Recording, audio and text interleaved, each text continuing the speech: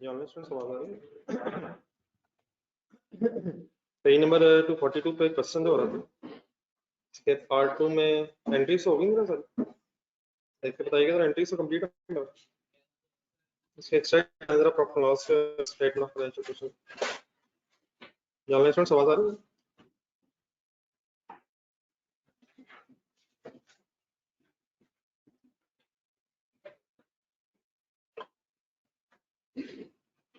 ये स्टार्ट नहीं जी कर लिया।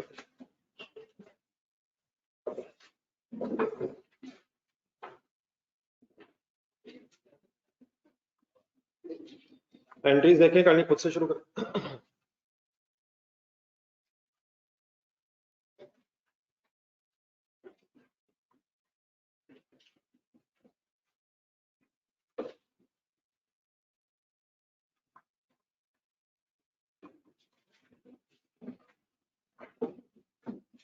पहले प्रॉफिट लॉस से बनाया था।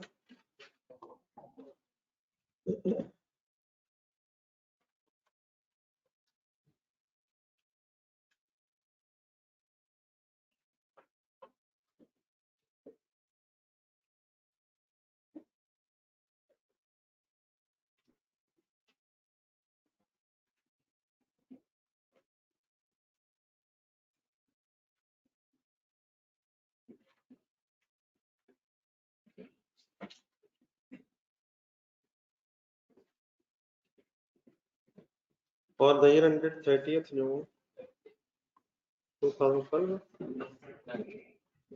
ये सर एंट्रीज देखें करनी और बताएं प्रॉफिट लॉस में क्या आना ढूंढना था।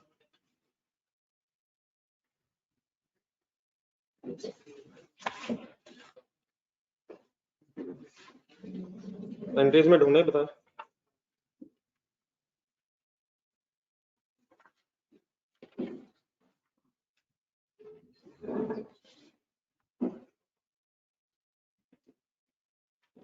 यही सर ट्रेनिंग एक्सपेंसेस भी तो आएंगे शुरू में। देखो ट्रेनिंग एक्सपेंसेस में डेबिट कितने से हुए, क्रेडिट कितने से हुए, तो कितने आएंगे, 30 रह जाएंगे। देखो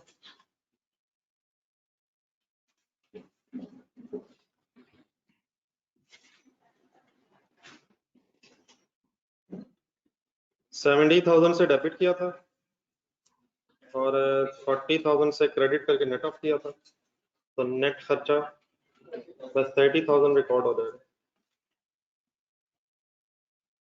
ठीक है सर, और ढूंढा करें सर, अब एंट्रीज ही नहीं देख रहे हैं। और कुछ प्रॉफिट एंड लॉस के एंगल से एंट्रीज देखें। ग्रांट इनकम भी तो आएगी, ग्रांट इनकम मेरा ख्याल कहीं भी नहीं है। नेट वाला हो रहा है ये डिडक्शन वाला। डेप्रिसिएशन होने कितनी आएगी, 26,667। ग्रांट इनकम अब क्यों नहीं नजर आएगी लगा। 40,000 ट्रेनिंग एक्सपेंसेस में से नेट हो गए और एसेट वाली जो ग्रांट थी नहीं, 1 लाख में से 13,000 नेट हुआ। 26,667 ये डेप्रिसिएशन तो बनी हुई है, ये बनी कैसे है जरा पार्ट ए देखें। डेप्रिसिएशन अगर अलग चार्ज करें तो कितनी बनती थी,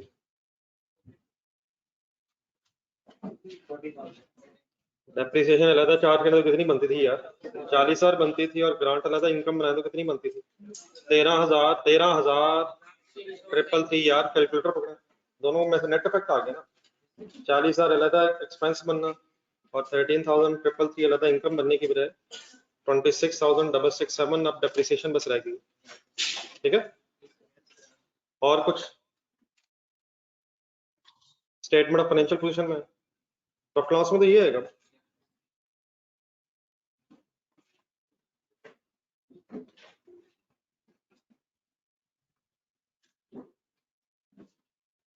Statement of financial position extracts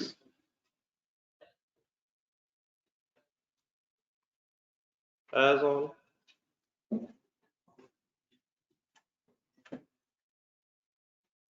30th June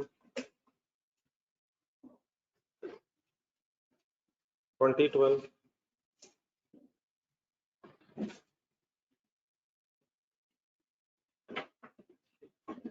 please entries देखें। नॉन करंट एसेट्स में कुछ आएगा, देखें कितने से आएगी, देख के मशीन कितनी वाली पे है। नहीं यार, चले वर्किंग करें। 2,50,000 में से कुछ माइनस भी तो होगा ना।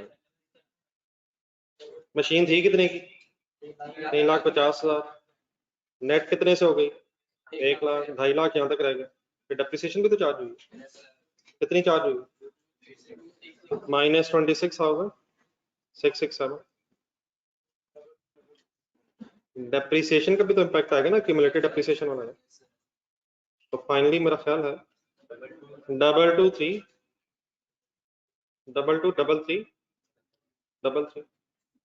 223 ये 1 लाख क्या बीच में माइनस हुआ? पहले ग्रांट नेट हुई, फिर नेट करके डेप्रिसिएशन चार्ज हुई। और ढूंढना, डेफर्ड ग्रांट इनकम ढूंढना।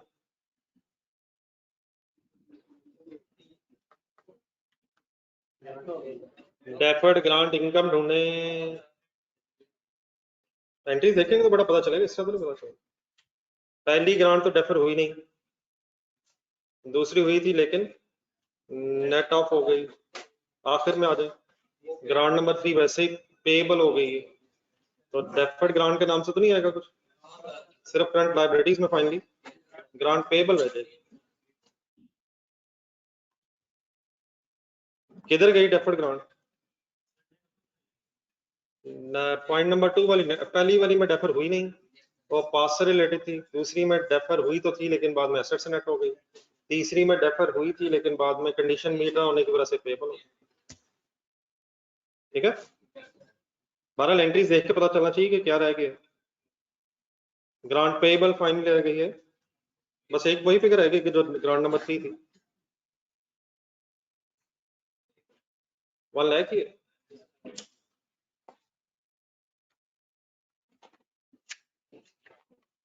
पेज नंबर 251 का स्पीड अप हो रहा है।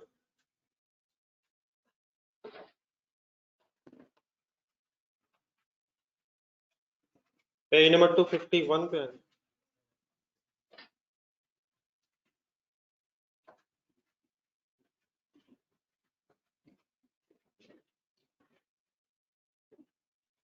पेज नंबर 251 से दरमियान में एक एग्जांपल है छोटी सी, रजिस्टर साथ रख लीजिएगा। उस्मान साहब ने कल एक सवाल किया था, उस्मान साहब लेकिन आज आए नहीं। उस्मान साहब अवेलेबल है इस वक्त ऑनलाइन या इन ट्रांजिट अभी?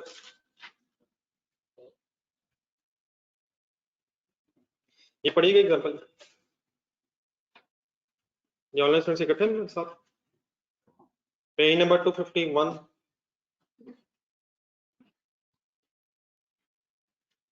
ऑन 1 जनवरी 2020, अब अपनी सारी वर्किंग करवानी, मेन काम सारा हो गया जी। डीप सी लिमिटेड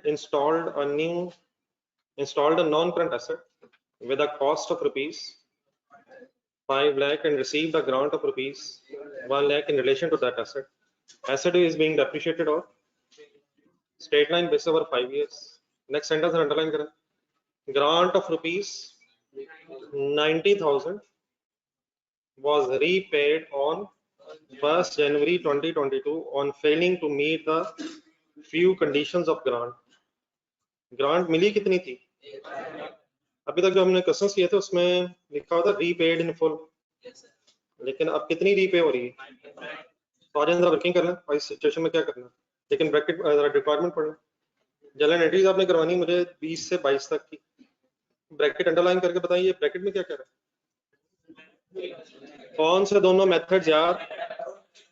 क्या ग्रांट फॉर एसेट है? ध्यान से अपने जहन में वो टेबल बनाया करें, फ्लो चार्ट बनाया करें। आप राइट साइड पे आ गए, ग्रांट फॉर एसेट है, क्या कैश इज रिसीव्ड है? देखें क्या फॉर डेप्रिशिएबल एसेट है? अब नीचे दो हिस्से आ गए, डेफर करके इनकम बना सकते हैं और नंबर 2 एसेट में से नेट ऑफ भी कर सकते हैं। तो दोनों तरीकों से करना, एक एक करके शुरू करो।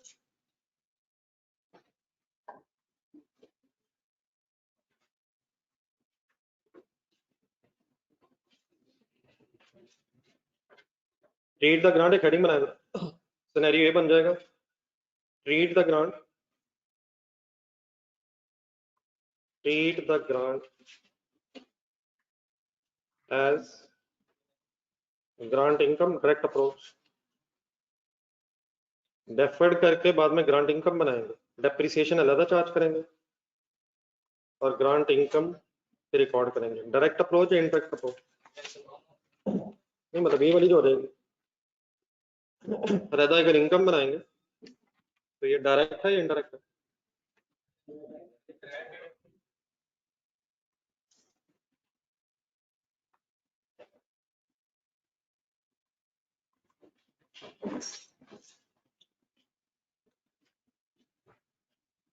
ये डेट शुरू करें, कंसंट्रेशन रखनी फुल। ये फर्स्ट डेट 1 जनवरी 2020 पे क्या हुआ? नॉन करंट एसेट खरीदा, एंट्री बोला। अब नॉन करंट एसेट ही लिख सकते हैं, एसेट का नहीं, नॉन करंट एसेट का नहीं, ठीक है। मतलब non current asset debit, cash credit कितना 5 लाख, ये क्या कह रहे हैं? सॉरी नहीं, वो तो डेप्रिसिएशन अभी चार्ज कर देंगे। नहीं, ये जहन में तो आना चाहिए ना। ये मैंने आपके सामने जितनी बातें की हैं, क्या ये ग्रांट फॉर एसेट है? अगला सवाल उठना चाहिए क्या कैश इज रिसीव्ड है? तो अगला सवाल उठना चाहिए क्या क्या क्या क्या क्या क्या क्या ये डेप्रिशिएबल एसेट के लिए है? ये कैसे पता चला? डेप्रिसिएशन चार्ज होनी है। फिर क्या पता चला कि अब दो तरीके हैं, डायरेक्ट अप्रोच भी है और इनडायरेक्ट अप्रोच, और दोनों से मांगा जी। नेक्स्ट डेट, अगर यही है तो बेटा बोल दें यार, अगर यही कमाल हो गया, अगर यही है फिर भी नहीं है। एंट्री है cash debit deferred grant income credit. ये किस नेचर का है ये डेफर्ड ग्रांट इनकम? इसकी क्या नेचर है साइड की? ये इनकम है, एक्सपेंस है, क्या चीज? लाइबिलिटी है, डेफर वर्ड लगाने से लाइबिलिटी। नेक्स्ट डेट सोच के 2020 होगा, year ends for the year 2020।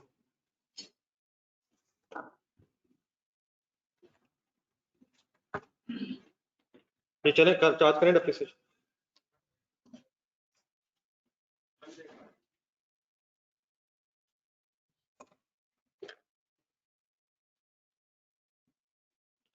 $5 lakh divided by 5 पूरा साल, depreciation debit, accumulated depreciation credit.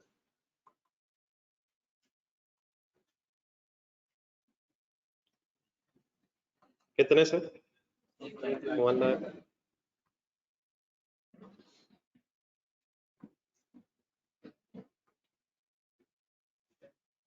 दूसरा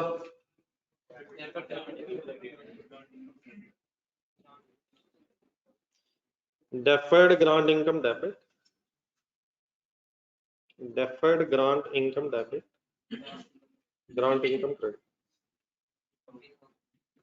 ग्रांट इनकम टोटल अमाउंट थी 1 lakh divided by is equal to 20,000।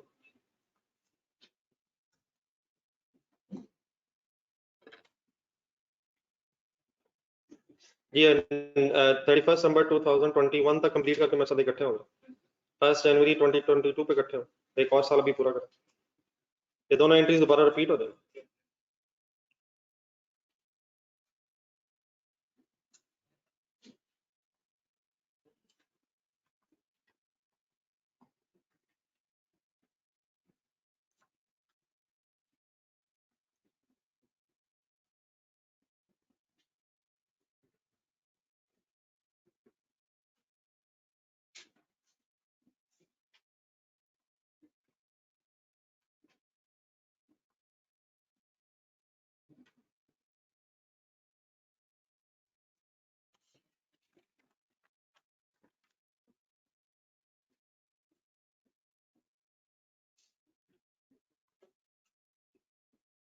Ji online students इकट्ठे हो गए यहाँ तक 31 दिसंबर 2021 तक।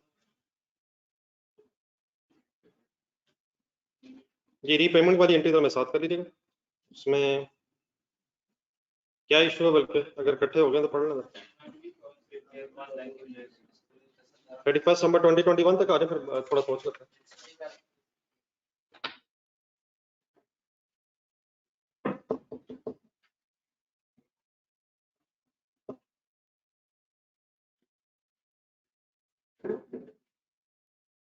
ये अगर कंप्लीट हो गया तो बता दीजिए, जो ऑनलाइन स्टूडेंट्स हो गए।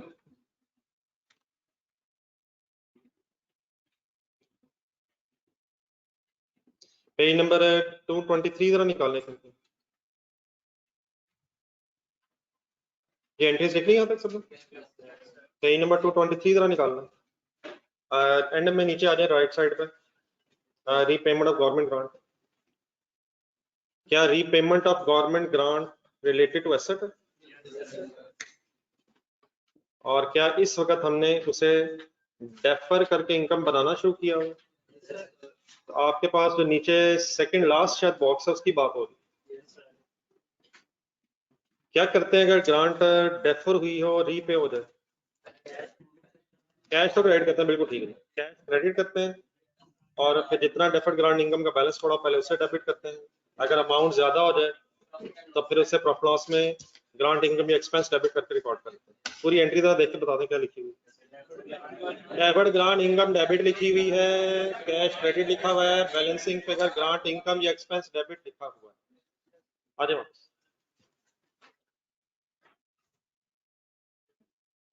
डेट पर लिखवाएंगे। बेहतर अब ये है कि एक मिनट रुक जाए और पूरा जरा देख लो। थोड़ा सा डिफरेंस अब ये है कि अभी तक जो एग्जांपल्स हमने की थी उनमें गवर्नमेंट ग्रांट जो थी जितनी रिसीव हुई थी सारी ही रीपे हो गई थी। यहाँ रिसीव कितनी हुई है, वापस कितनी हो रही है? क्या इसका मतलब 10,000 अभी भी इनकम बननी है? तो 10,000 तो अभी भी रहनी है हमारी ग्रांट, लेकिन जो 90,000 है वो रीपे हुई। तो कंसंट्रेशन से जरा देखिएगा, पहले एंट्री जरा सुनना। कैश क्रेडिट होगा, बताएं कितने से? 90,000। अब कैलकुलेटर जरा पकड़े और बताएं कितनी ग्रांट का डेफर्ड बैलेंस अभी मौजूद है। डेफर्ड ग्रांट का बैलेंस मौजूद कितना? डेफर की कितनी थी आपने? 1,00,000। 1,00,000 डेफर की थी। कितने साल गुजर गए हमें? और 2 सालों में 20-20 हजार प्रॉफिट एंड लॉस में चला गया। तो अगर आप सही फिगर मुझे बताएं तो वो 60,000 रह गई है। लाख रुपए ग्रांट थी और 40,000 इनकम बन के 60,000 रह गई है। लेकिन बेटा सवाल ये है यहाँ कि क्या लाख में से 60 रह गई है या 90,000 में से 60 रह गई?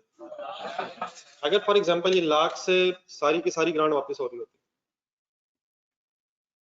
तो लाख में से 60 रह गई है, ऐसे ही ना सर?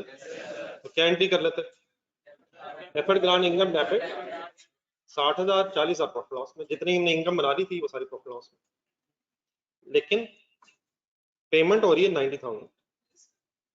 तो अब हमें शायद ये देखना चाहिए, मेरी बात गौर से सुनिएगा, आपसे ओपिनियन ले रहा हूँ।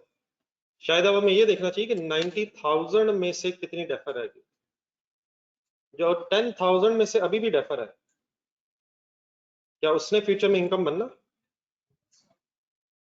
क्या 10,000 में से भी कुछ डेफर हुई भी? 10,000 कौन सी ग्रांट है जो वापस नहीं करनी पड़ रही? सिर्फ कैलकुलेटर पे लिखे अंदर 10,000, कौन सा 10,000 जो अब नहीं पे करना? क्या ये 10,000 भी 2 सालों में ट्रांसफर हुआ है?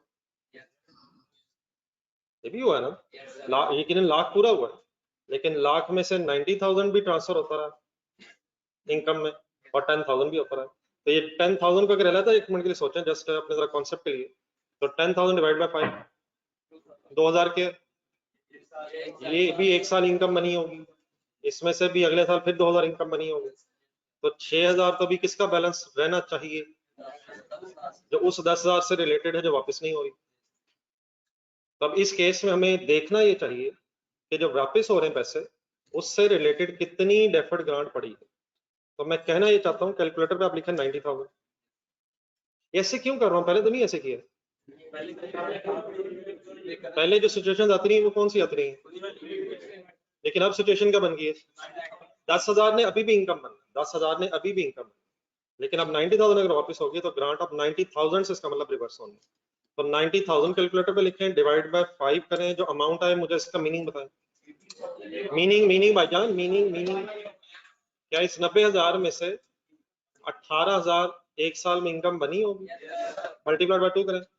अब इसका मीनिंग बताएं, इसका मीनिंग बताएं, कितने में से कितनी, 90 में से 36,000 इनकम बन गई होगी, देयरफॉर माइनस करें 90 में से 36। अभी इस 54 का मीनिंग बताएं, इस 90,000 से रिलेटेड ये डेफर्ड ग्रांट पड़ी होगी जिसने रिवर्स होना, पूरे 60 ने रिवर्स क्यों नहीं, अब फिगर मैच हो रही है अगर आप गौर से देख लें। आपका आंसर आ रहा है 54,000, थोड़ी देर पहले आप बता रहे थे मुझे 60,000, तो उस 60 और इस 56 में क्या डिफरेंस है, उस 60 में उस 10,000 से रिलेटेड भी रिमेनिंग 6,000 अभी रहता है जिसने इनकम बन जाना है।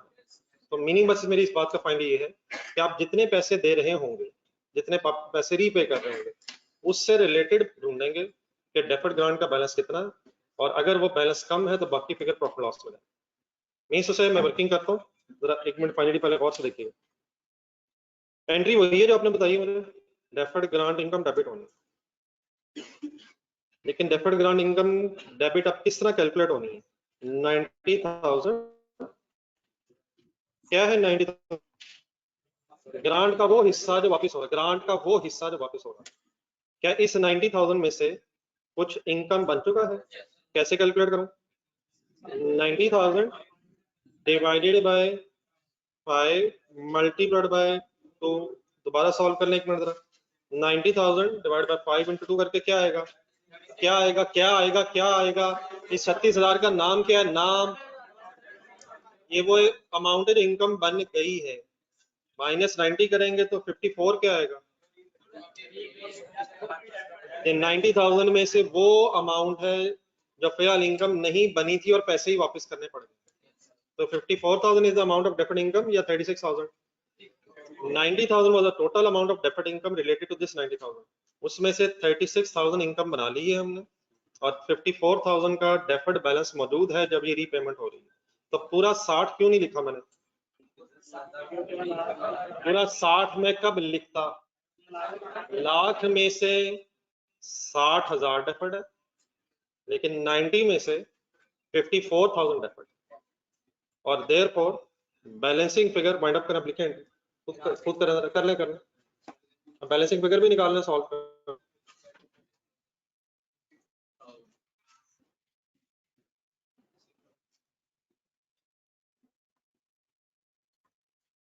या बैलेंसिंग फिगर फिर 36,000 आ रही है, जो लोग सोचना चाह रहे हैं फिगर्स आ रही हैं, यूज की जगह और अच्छा वर्ड हो रहा है।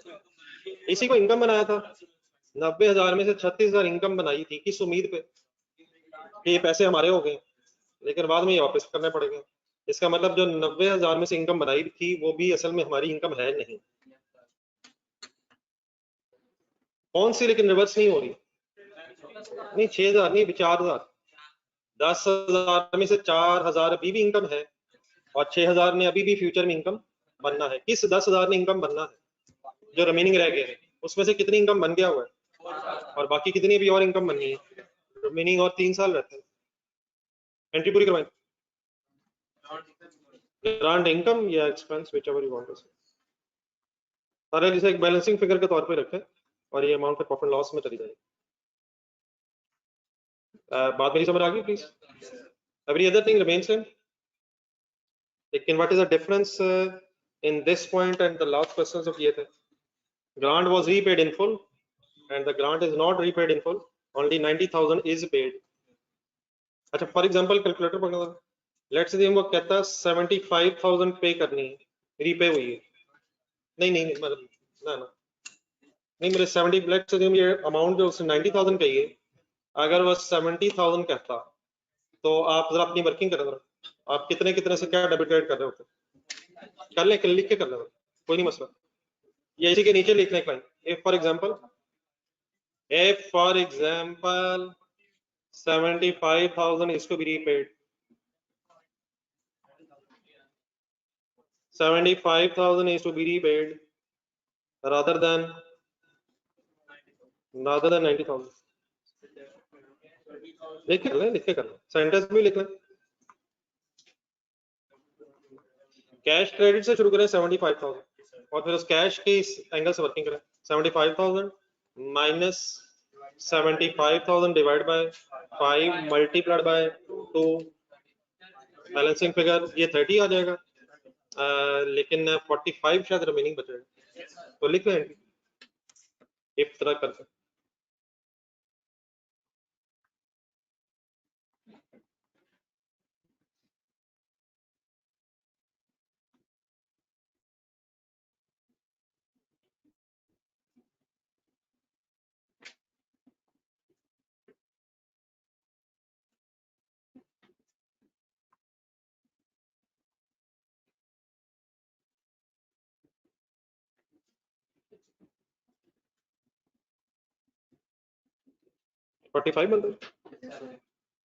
Cash credit by 75 balancing figure debit by 30,000। जी ऑनलाइन स्टूडेंट्स आप लोग क्लियर?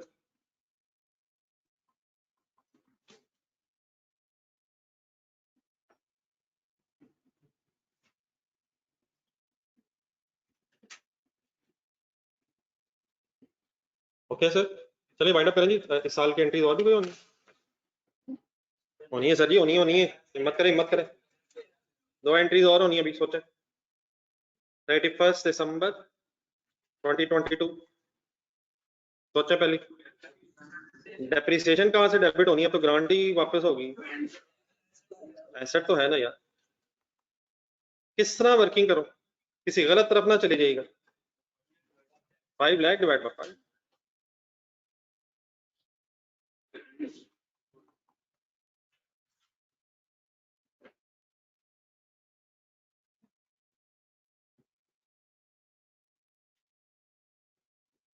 ठीक है सर। डिवाइड बाय 5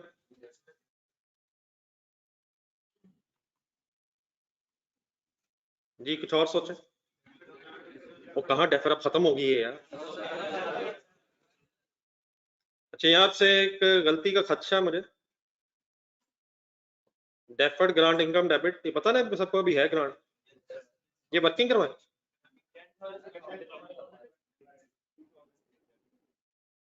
कैसे वर्किंग करूँ? 10,000 डिवाइडेड बाय 5 10,000 या 1 लाख यार? ये तो 1 लाख थी यार। 90 किधर गई? इतनी रह गई तो 10,000 में से फिर 2,000 इनकम।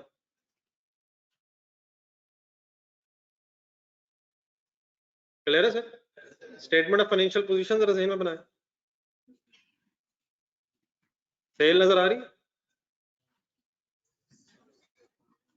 सेल तो नहीं नजर आ रही भाईजान। और नहीं भाईजान स्टेटमेंट ऑफ फाइनेंशियल पोजीशन कहाँ नजर आ रही? ना करें एसेट्स की बात हो रही है लाइबिलिटीज की बात हो रही है। डेफर्ड ग्रांट इनकम नजर आएगी कहीं? सोच के बताएं कितनी? 10,000 10,000 10,000 माइनस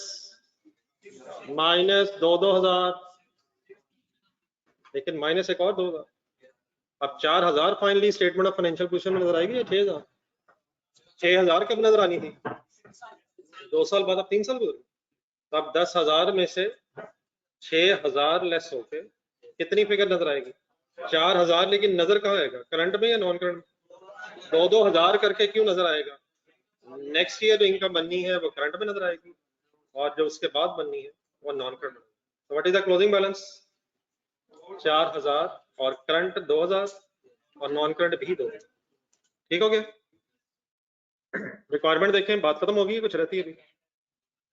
कौन सी अप्रोच से हो गया? कौन सी रह गए? जल्दी से वाइंड अप करें जी। ऑनलाइन स्टूडेंट से इकट्ठे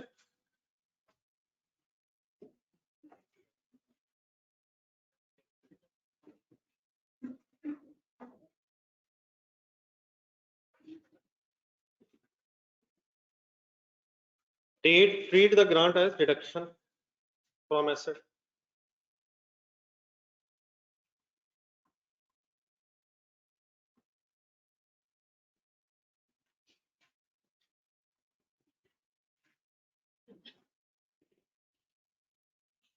दोबारा पूरा क्वेश्चन देखिएगा, फाइनल करें बहस।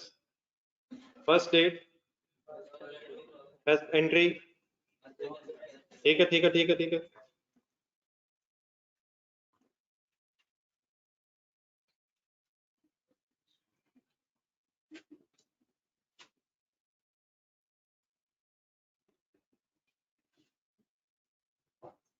नेक्स्ट डेट,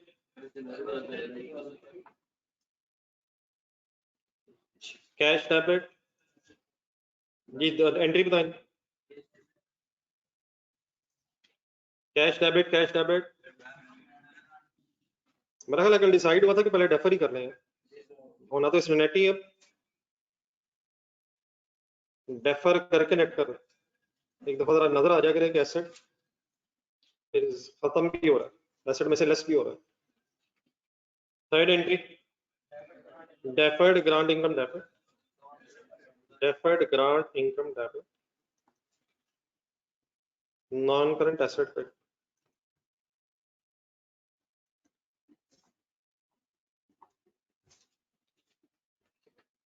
कितने से,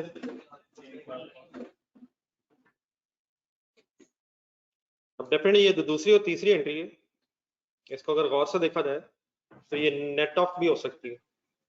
क्या एंट्री हो सकती है नेट करके? नहीं यार, रहनी दे सर, रहने दे, इस नेट को रहनी दे, आगे चले आगे चले, छोड़े छोड़े छोड़े छोड़े छोड़े। नेक्स्ट डेट बोलो, 31 दिसंबर 2020। Depreciation debit, depreciation debit, accumulated depreciation credit, कितने से कैसे? 5 लाख माइनस 1 लाख, अगर नेट ऑफ हो गया एसेट 4 लाख रह गया और डिवाइडेड बाय 5, 80,000।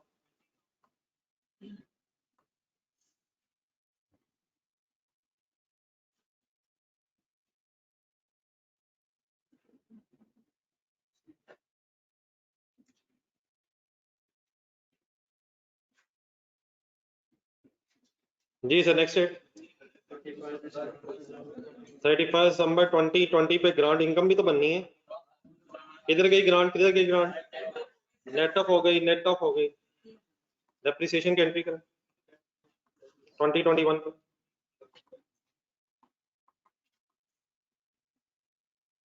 ठीक है सर, 80।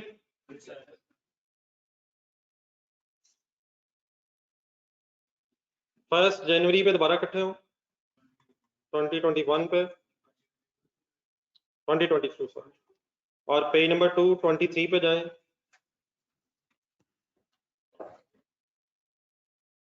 पेज नंबर 2 23 पे जाएं, रीपेमेंट वाला, रीपेमेंट वाली हेडिंग ढूंढें। क्या ग्रांट फॉर एसेट है? क्या डिडक्शन हुई भी है? पैराग्राफ पढ़ के रिवाइज करवाएं। पहले क्या करना है, जो रीपेमेंट ग्रांट की होनी है उससे क्या डेबिट होना है, क्या एंट्री होनी है, एसेट डेबिट कैश क्रेडिट होना है, और फौरन ही क्या भी होना है। नहीं नहीं भाई, सिर्फ डेप्रिसिएशन वर्ड ना लगा, पूरे वर्ड लगा पढ़ के बताएंगे, इसलिए मैं आपको इतनी दूर क्यों लेके गया हूँ 223 पे, सही तरह वर्ड पढ़ के फाइनल करें। कम्युलेटिव डेप्रिसिएशन चार्ज होनी है, क्या मतलब कम्युलेटिव डेप्रिसिएशन? पिछले सालों में जितनी चार्ज होनी चाहिए थी वो फिर इमीडिएटली कैलकुलेट करके रिकॉर्ड होनी है। दो काम होने, नंबर 1 एसेट डेबिट होना और कैश क्रेडिट होना, दूसरा एसेट जितने से आप बढ़ाएंगे उतने से फिर आप कम्युलेटिवली डेप्रिसिएशन रिकॉर्ड करेंगे, जब से एसेट डेप्रिशिएट होना था वहां से लेके जिस डेट पे रीपेमेंट हो रही है। आए जल्दी से अप्लाई कर दो। पहली एंट्री बोलो सर जी, पहली एंट्री बोले, non current asset debit cash credit कितने से? 90,000 से। यार ये तो लाख ग्रांट थी, लेकिन रीपे 90 हो रही, तो जितनी रीपे हो रही उतने से डेबिट। आप बताएं क्या करो, किस पे किस पे? हाँ जी बिल्कुल सही, अब जितने से एसेट बढ़ा है मींस 90,000 से, 90,000 से या 1 लाख से। अब 90,000 पे हमने कैलकुलेट करना है कितनी डेप्रिसिएशन चार्ज होती अगर ये ग्रांट शुरू में ही ना मिली होती। कैसे वर्किंग करूं? और सर जी कैसे वर्किंग करूं यार? 90,000 डिवाइड बाय 5 बिल्कुल ठीक है। मल्टीप्लाइड में सोच के जरा ढूंढ के कितने साल गुजर गए मैं? कौन से 2 साल? 2020 एंड 2021। 2 भी तो गुजर गए, 2 का भी स्टार्ट है यार। तो मल्टीप्लाइड बाय 2 कम्युलेटिव डेप्रिसिएशन बनेगी 36,000। डबल एंट्री बोले, फुला दे मायूसी फुलाई दे। हमें क्या पता डेप्रिसिएशन की क्या एंट्री होती है? अभी तो बताइए, थोड़ी देर पहले बताइए, ये क्या बात हुई? डेप्रिसिएशन डेबिट, अच्छा ये किस दिन एंट्री हो रही है? हाँ जी, जिस दिन आपने ग्रांट रीपे करनी है उसी दिन, जिस दिन एसेट बढ़ाया है। पिछले सालों का मसला हल करके आगे जाना है। ये किन सालों की डेप्रिसिएशन क्यों चार्ज हुई है? पिछले 2 सालों की डेप्रिसिएशन क्यों चार्ज हुई है? क्योंकि ये पहले चार्ज नहीं हुई थी। पहले चार्ज क्यों नहीं हुई थी? क्योंकि हमने ग्रांट को एसेट में से नेट ऑफ कर दिया था। अब ग्रांट ही अगर वापस होगी इसका मतलब 90,000 से हमारा एसेट इंक्रीज हो गया और जितने से बढ़ गए पिछले सालों में, फिर डेप्रिसिएशन रिकॉर्ड होनी चाहिए। ठीक है, तो डेट भी साथ दिखेगा। उसी डेट पे 2 डिसीजन हुए हैं। कौन कौन से हुए हैं जरा देख के बता दें मेरी तरफ। एसेट बढ़ाया और number 2 cumulative depreciation charge. Next date बताएं। 31 दिसंबर 2022। जी क्या करें, बस खत्म होगी बात मेरा तो। फिर अब किस साल की डेप्रिसिएशन? 22 की, 2022 की। ये 1 मिनट इंडिविजुअली कैलकुलेट करें जरा।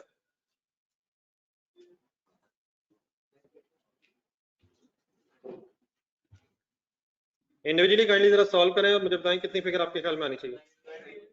वो कैसे? वो कैसे? 490 कहां से आ गए बीच में? 490 कहां से आ गए? 4 लाख पे डेप्रिशिएट हो रहा था हमारा एसेट, लेकिन अब हमने 90,000 से बढ़ा लिया। पूरा 5 लाख हो गया, ये 490 हो गया। ये 5 लाख का था, 1 लाख पहले लेस हुआ था। किस जमाने में? जब ग्रांट डेफर हुई थी, नेट हुई थी, और अब 90 से बढ़ गया। तो 4 लाख पे आ गया था, 4 लाख से बढ़ के 490, समझ आ गया? 490 डिवाइड बाय 5, 4 लाख प्लस 90 करके लिखा। 4 लाख था, 90 से बढ़ा और डिवाइडेड बाय 5 हो गया। अभी किस साल की डेप्रिसिएशन चार्ज हो रही है? 98 का। चले, आई होप के बात क्लियरली समझ आ गई। मेन मसला वैसे तभी है, अगर आपने लॉजिकली मेरे साथ काम किया तो इसमें मेरा ख्याल इतना इशू नहीं है। जो नई चीज आई है वो पिछला जरा डाटा देखें। जो डेफर्ड वाली एंट्री हुई ना जब रीपेमेंट की, तो वहां हम जरा यूज टू किससे हो गए थे कि जितना डेफर्ड ग्रांट का बैलेंस पड़ा है वो भी ठीक है अपनी जगह पे, लेकिन वो कब है?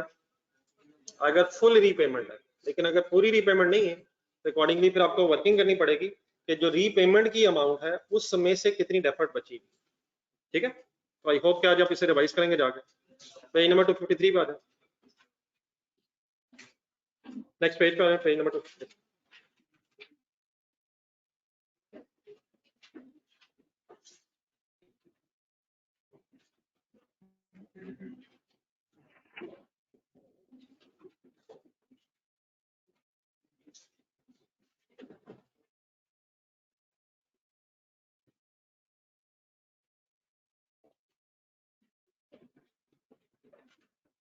ये गदीर लिमिटेड है।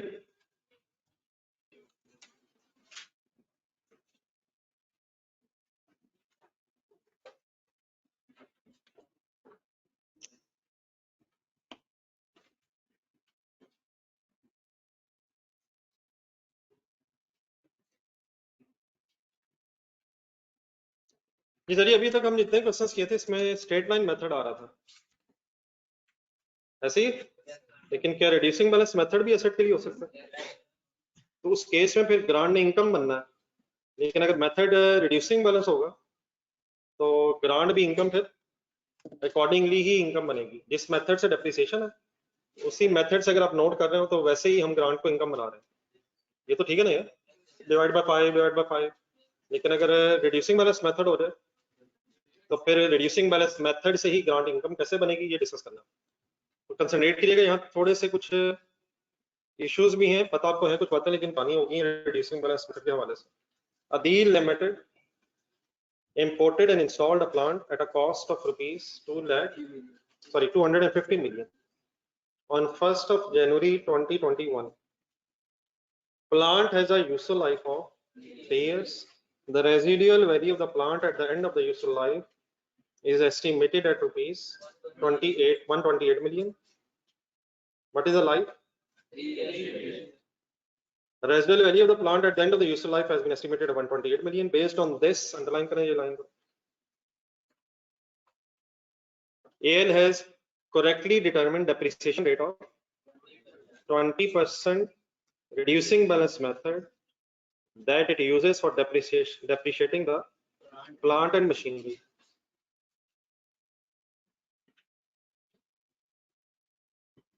ये क्या कहता है इस लाइन में, कौन से मेथड से होनी वर्किंग, और रिड्यूसिंग बैलेंस मेथड का उसने एक रेट निकाला हुआ।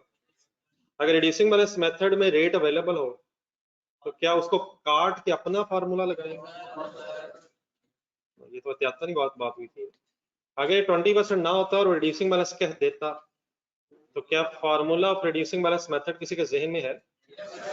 वैसे कहीं लिखा जरा कैलकुलेट तो होगा, 1 माइनस n होता है residual value divide by cost होता है, और इनटू 100 करके आंसर भी आता है। जो सॉल्व किया आपने, नहीं सॉल्व हो जाएगा, फार्मूला लिखें कहीं ऊपर पेज के ऊपर लिखें। ये किसका फार्मूला है? रिड्यूसिंग बैलेंस मेथड में क्या हमेशा रेट चाहिए होता है? हमेशा रेट चाहिए होता है। अगर गिवन हो तो यूज कर लें, ना हो तो कैलकुलेट कर लें। भाई ने कर लिया हुआ, आप लोग भी रिवाइज करना। जरा किसी को याद है एन कहाँ से होता था? तो सर जी प्लीज जरा कैलकुलेटर में सॉल्व करके दिखाएं। एन कहते हैं किसे? नंबर ऑफ ईयर्स यहाँ कितने हैं? 3 साल। रेजिडुअल वैल्यू कितनी है? 128। कॉस्ट कितनी है? इक्वेशन बनवाएं, फॉर्मूला बनवाएं। 1 माइनस 3 हो जाएगा। ये पावर है उसकी x by something, 128 divide by 250 million into 100। Shift के साथ शायद ये आता था। जिनको याद आ रहा है कर लें कम से कम, जिनको नहीं आ रहा फिर किसी दिन याद करवाता हूं। जी ऑनलाइन स्टूडेंट्स आ जाएगा रेट। बाकी डेफिनेटली ये कुछ एक्स्ट्रा बीच में बात होगी, अच्छा ही हो गया। लेकिन अगर रेट रिड्यूसिंग बैलेंस मेथड का गिवन हो तो आपने फिर एज इट इज यूज करना। उससे क्या हुआ है, कैलकुलेटेड करेक्टली, आपने सिर्फ जरा चेक करके कंफर्म की, लेकिन वैसे करने की जरूरत नहीं है। अगर रिड्यूसिंग बैलेंस मेथड में रेट अवेलेबल हो जाए तो आपने उसे एज इट इज यूज करना। वर्किंग होगी? अगर नहीं याद रहा बस ठीक है, जीरो कर दें कैलकुलेटर में, हो गई है बस। दूसरी चीज ये रिवाइज कर दें, ये जो रिड्यूसिंग बैलेंस मेथड का रेट फर्स्ट ईयर किससे मल्टीप्लाई होता है और सेकंड ईयर से ऑनवर्ड्स डब्ल्यूडीबी से। ये नेक्स्ट पैराग्राफ छोड़ दें बेटा, छोड़ दें, मैं आपको दोबारा बताता हूँ। On the same date AL also received a grant of 60 million towards this plant. It is reasonably certain, well line को underline करें, that AL will comply the conditions of this grant. क्या मतलब इस लाइन का? अगर simply ये line ये लिखी होती, it is not reasonably certain that the AL will comply the conditions of the grant, तो बताएं फिर आप इसे डेफर करते या पेबल बनाते? फिर वापस करनी पड़नी। अगर शुरू में ये पता है, अगर ग्रांट मिली है और ये पता चल रहा है कि ये जो ग्रांट है इसकी कंडीशन हम मीट नहीं कर पाएंगे, तो फिर तो ये पैसे वापस करने होंगे। तो डेफर्ड इनकम तभी आप बनाएंगे जब आपको लग रहा होगा इंशाल्लाह फ्यूचर में कमा लेंगे, अनअर्न इनकम है ये। लेकिन अगर पैसे वापस करने पड़ेंगे तो डेफर्ड इनकम के नाम से वर्ड नहीं होना चाहिए, फिर पेबल के नाम से वर्ड होना चाहिए। लेकिन यहाँ बहरहाल उसने क्या लिखा, क्या हम इंशाल्लाह कंडीशंस को मीट कर लेंगे? कर लेंगे सर। नेक्स्ट लाइन में कहता है AL has a policy to present the plant and grant separately in financial statements. ये क्या बताना चाह रहा है? डायरेक्ट मेथड कहना चाह रहा है या इनडायरेक्ट कहना चाह रहा है? क्या ग्रांट फॉर एसेट है? क्या ग्रांट फॉर एसेट है, क्या फॉर डेप्रिशिएबल एसेट है, क्या कैश इज रिसीव्ड है, ठीक है, वही स्टोरी है और हमने डायरेक्ट अप्रोच से करना।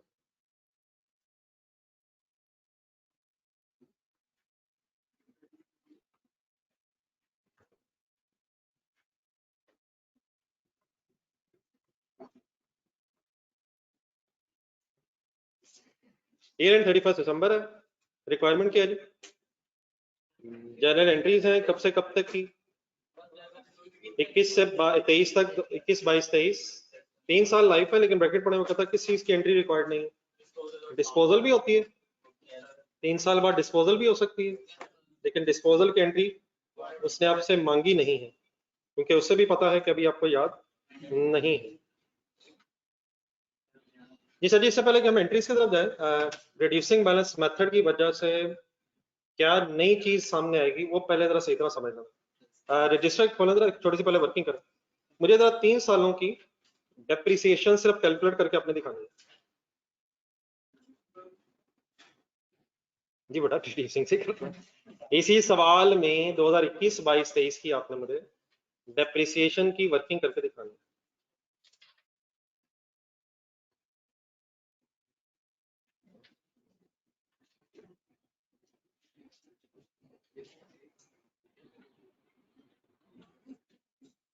ये 2021 की डेप्रिसिएशन की वर्किंग करवाएं। नहीं, फिगर बोलनी है आपने। फिगर फिगर फिगर फिगर हम देख के लिख रहे हैं, हम 2021 बोर्ड से देख के लिख रहे हैं, उसके नीचे हम 2022 ढूंढ रहे हैं और फिर 23 का 3 लिख लिया। 2021 की वर्किंग करवाएं। फिगर्स बोले, फिगर्स बोले, फिगर्स बोले। तो 50 million minus 128 million. Reducing balance method में रेट की कैलकुलेशन में रेजिडुअल वैल्यू का इफेक्ट आ गया है। देयरफॉर कॉस्ट में से विदाउट डिडक्टिंग रेजिडुअल वैल्यू अपने डेप्रिसिएशन कैलकुलेट करनी होती है। पता है किसी को? दोबारा बोल दे फिगर्स। कॉस्ट मल्टीप्लाइड बाय 20%, पहले साल की डेप्रिसिएशन बनेगी 50, ऐसे ही बनेगा। अच्छा सेकंडली इसके साथ जरा कुछ दूसरे कॉलम भी जरा सही तरह रिवाइज करना।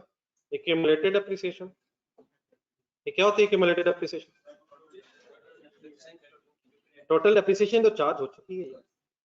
डेप्रिसिएशन ईयर वाइज फिगर होती है, एक्यूमुलेटेड मींस जो चार्ज हो गई है, और डब्ल्यूडीवी किसे कहते हैं? जो रिमेनिंग रह गई हो। पहले ही साल है तो 50 ही एक्यूमुलेट हुआ है, डब्ल्यूडीवी एक साल बाद कितनी रह गई होगी? 200 भी। ये टेबल पूरा कर लो, अगर नहीं बना रहे तो ठीक है, अच्छा हो गया। बोर्ड पर देखो, नेक्स्ट ईयर की वर्किंग करवा। 200 multiplied by is equal 40, accumulate करें 90, 160 क्या है? कैसे? 200 माइनस 40 कर लें, या 250 माइनस 90 कर लें। लास्ट ईयर की वर्किंग करवाएं। इंटू 32, टोटल करें 122, डब्ल्यूडीवी लिखवाएं। कर देना, कर दे कर दे। आपसे पूरी उम्मीद है कि डब्ल्यूडीवी आप सही मुझे बता सकते हैं। 130, कैलकुलेटर को मेरी तरफ से 2-3 लगाएं हल्के हल्के, दोबारा 0 करें, दोबारा बिस्मिल्लाह। नहीं बेटा वो मतलब हो सकता है बेचारा मेरी तरह का। 200 माइनस 160 में से माइनस 32 कर दे यार। आंसर क्या है? आपसे रिक्वेस्ट की तरह एक बार बात समझ लीजिएगा। यकीनन ये बात तो इस वक्त ऐसी नहीं थी जो आपके सामने लिखी जाए, लेकिन मेरा क्वेश्चन है ये 128 के डब्ल्यूडीवी है, लेकिन ये 128 आपके सवाल में भी कहीं है। ये एसेट 0 क्यों नहीं हुआ? हम एक्सपेक्ट ही नहीं कर रहे थे कि ये 0 होगा। हम एक्सपेक्ट कर रहे हैं कि 3 साल बाद ये 128 का रह जाएगा। डेप्रिशिएबल अमाउंट के वर्ड ज़हन में आ सकता है? डेप्रिशिएबल अमाउंट, इस एसेट की कॉस्ट कितनी थी? कैलकुलेटर पे लिखा 250। At the end of the useful life हमें क्या एक्सपेक्टेड है कि एसेट 128 का बिक जाएगा इंशाल्लाह। तो माइनस करें 250 में से 128, 122 क्या है? ये 3 सालों की डेप्रिसिएशन है जो रिड्यूसिंग बैलेंस मेथड से एलोकेट हो गई। 122 ढूंढे, आपके बोर्ड पे भी कहीं आ रहा है। ये क्या है 122? 3 साल बाद जितना एसेट ने डेप्रिशिएट होना था वो हो गया है, और क्या एसेट जितना रह जाना चाहिए था उतना रह जाएगा। तो what is the depreciation for the year? 50, 40 and 32 हम ये 3 सालों में चार्ज कर देंगे, और इसकी बेस पे इंशाल्लाह हमारे फिगर्स आते हैं। तो ये तो बेटा कोई ऐसी साइंस नहीं थी। अब आए जो दूसरी असल चीज है, क्या असल? ग्रांट ढूंढने लगे। आप जो ग्रांट है वो ढूंढे 60। अब ये ग्रांट जो इनकम बननी है, डेफर होना इसने डेफर होना है, फिर इसका इनकम बनना है अकॉर्डिंग टू द रिक्वायरमेंट। अभी ये डायरेक्ट मेथड से हो रहा है। अब क्या ये 60 डिवाइड बाय 3 करके इनकम बनेगी? वो कब बनती? अगर एसेट भी इसी तरह डेप्रिशिएट होता। अगर डिवाइड बाय 3 करके इक्वल डेप्रिसिएशन हर साल आती, तो 60 डिवाइड बाय 3 करके फिर उसे भी इनकम बनना चाहिए था। अब इस ग्रांट ने इनकम बनना है based on reducing balance method. लेकिन अब इसमें एक प्रॉब्लम आना है, वो मेरे साथ साथ वर्किंग करनी है आपको। कैलकुलेटर पे लिखे 60,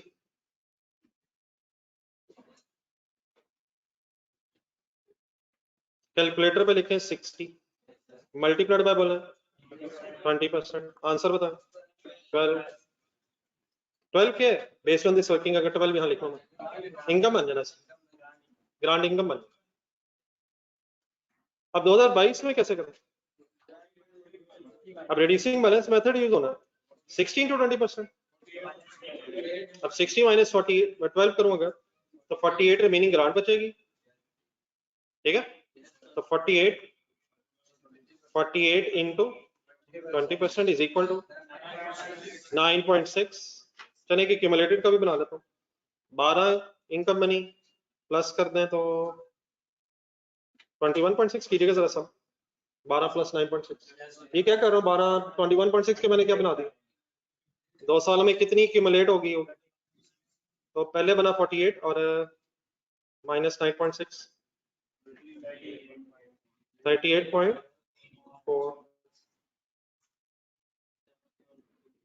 ठीक है ना? 38.4 लास्ट ईयर की वर्किंग करना। 38.4 मल्टीप्लाई बाय 20%, 7.68। राउंड ऑफ करने की जरूरत पड़ती है, टोटल कर लें।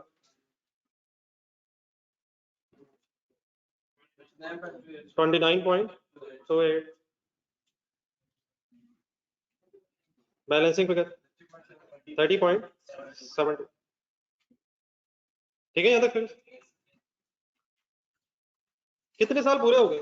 सभी ना लिखे इस तरह यार, ये तो गलत फिगर लिखी मैंने। आपने भी लिखी, आपका सफा जाया हो गया। बात सही था, समझ तो अगर नहीं लिखा तो बेस्ट ही हो गया। ये हमने किया क्या इस वक्त? क्या जिस तरीके से डेप्रिसिएशन चार्ज हुई है उसी तरीके से हम ग्रांट को भी इनकम बनाना चाह रहे हैं।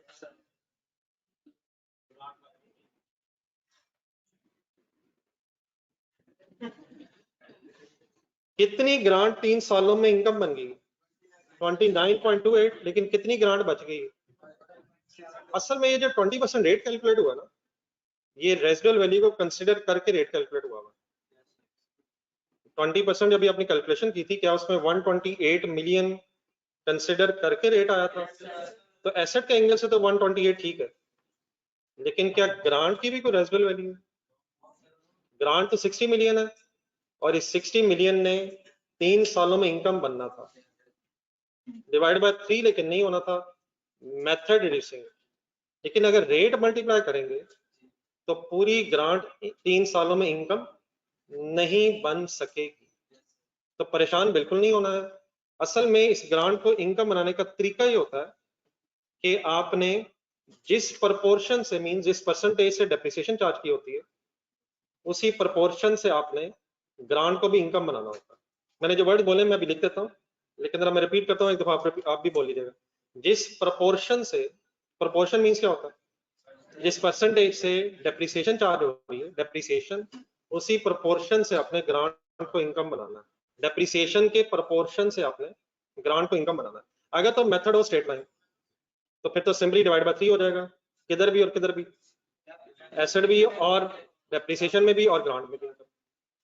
लेकिन रिड्यूसिंग बैलेंस मेथड में अगर आपकी रेजिडुअल वैल्यू इन्वॉल्व हो जाए तो फिर जो रेट ऑफ डेप्रिसिएशन आता है उसकी बेस पे एंड में एसेट कुछ ना कुछ ग्रेजुअल वैल्यू के बराबर बच जाता है, और उसी रेट को अगर आप एज इट इज यूज करेंगे तो आपकी ग्रांट भी फिर पूरी इनकम नहीं बन सकेगी रेलिवेंट टाइम पीरियड में, उसमें से भी कुछ एंड में बच जाएगा। देयरफॉर परेशानी की कोई जरूरत नहीं है, सिंपली करना ये होता है, कैलकुलेटर पकड़ना रखना।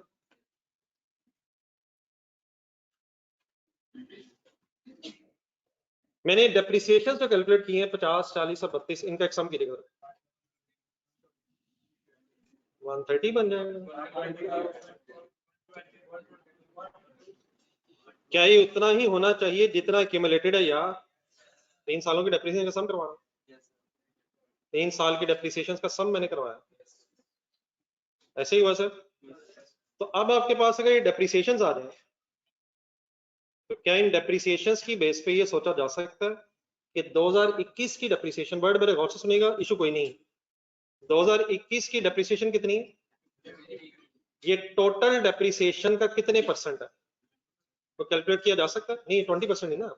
अगर 20% करेंगे तो वो तो फिगर्स पूरी जीरो नहीं होंगी। अब मैंने ये वर्ड बोलने हैं, कैलकुलेटर पकड़ रहा, मैंने क्या कहा आपसे, 50 नहीं, 50 मैंने बोला, 2021 की 50 डेप्रिसिएशन टोटल डेप्रिसिएशन का कितने परसेंट है, ये कैलकुलेट हो सकता है? कैलकुलेट हो सकता है। अच्छा, ये करने से पहले ना एक काम ये करना है, लेट्स अज्यूम मैं 250 मिलियन हो, 250 मिलियन लिखे कैलकुलेटर पे,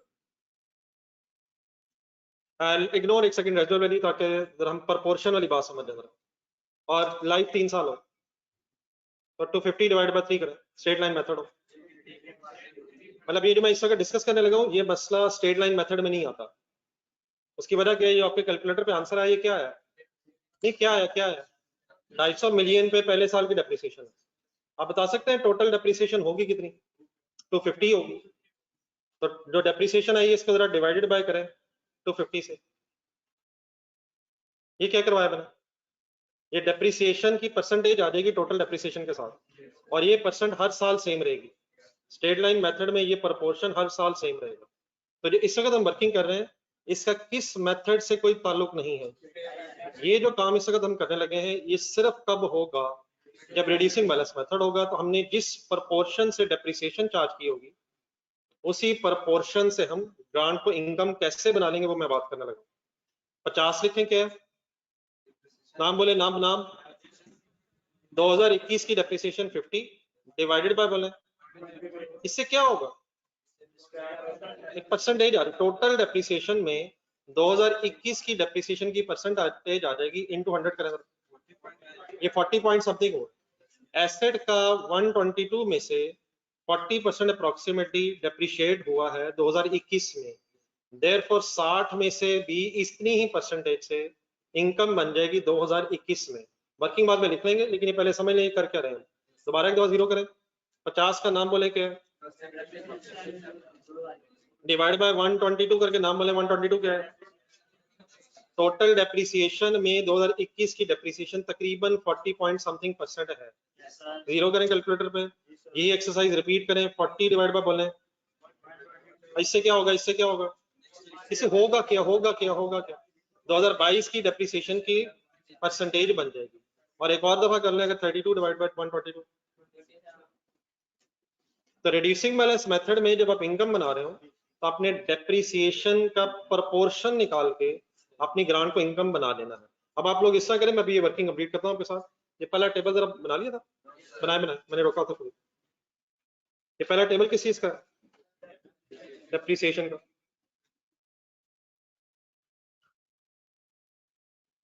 जब भी कोई प्लीज नई चीज आए उससे पहले ध्यान से सुने, अप्लाई करें, यकीनन अगर कोई मसला रह जाएगा तो इंशाल्लाह डिस्कस करेंगे, लेकिन फुल कंसंट्रेट करें। डेप्रिसिएशन की वर्किंग आप लोग कल कंप्लीट करें।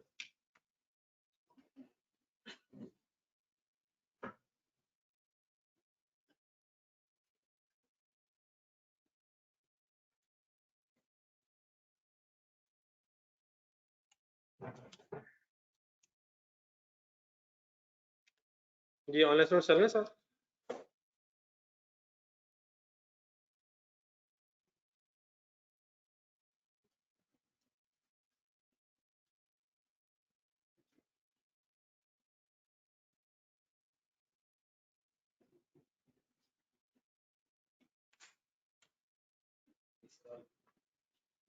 ये जस्ट ये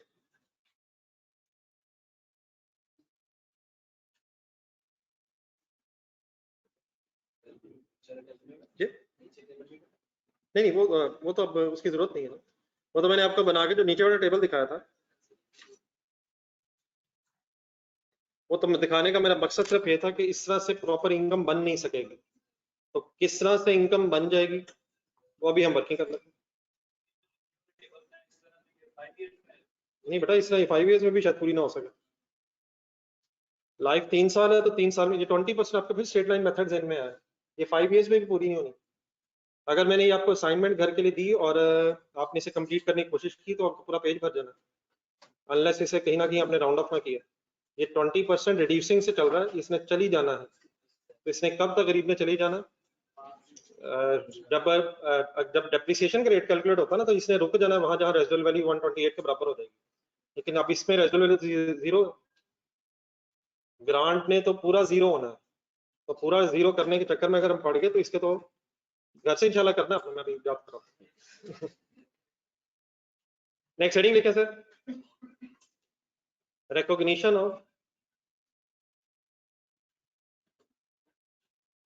जी राना साहब कर लिया नोट, उस्मान साहब, रिकॉग्निशन ऑफ, ये रिकॉग्निशन किसे कहते हैं? ना करें यार, अब इस तरह की बातें तो पता होनी चाहिए, हमें क्या पता, हमें क्या रिकॉग्निशन, रिकॉर्डिंग या recording, recognition recording, recognition of deferred grant income as grant income.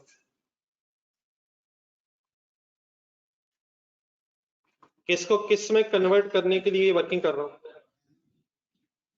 Deferred grant income को ग्रांट इनकम में कन्वर्ट करने के लिए वर्किंग कर रहा हूँ, और ये सारी वर्किंग सिर्फ किस कॉन्टेक्स्ट में कब करेंगे आप?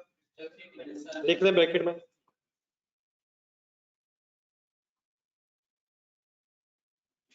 इन रिड्यूसिंग बैलेंस मेथड,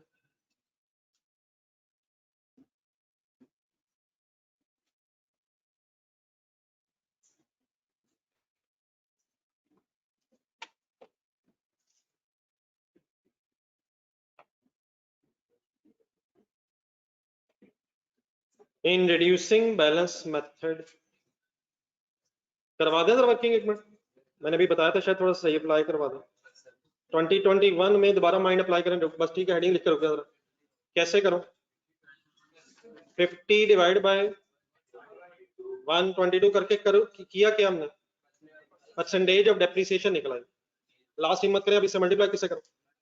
नहीं बेटा, 100 से करेंगे तो परसेंटेज आ जाएगी, जो भी परसेंटेज बनेगी इसको फाइनली करना क्या है, इस परसेंटेज से करना क्या है, ग्रांट को इनकम बना, तो रादर देन इनटू 100 करें, फिर आंसर लिखें, फिर उसको मल्टीप्लाई करें।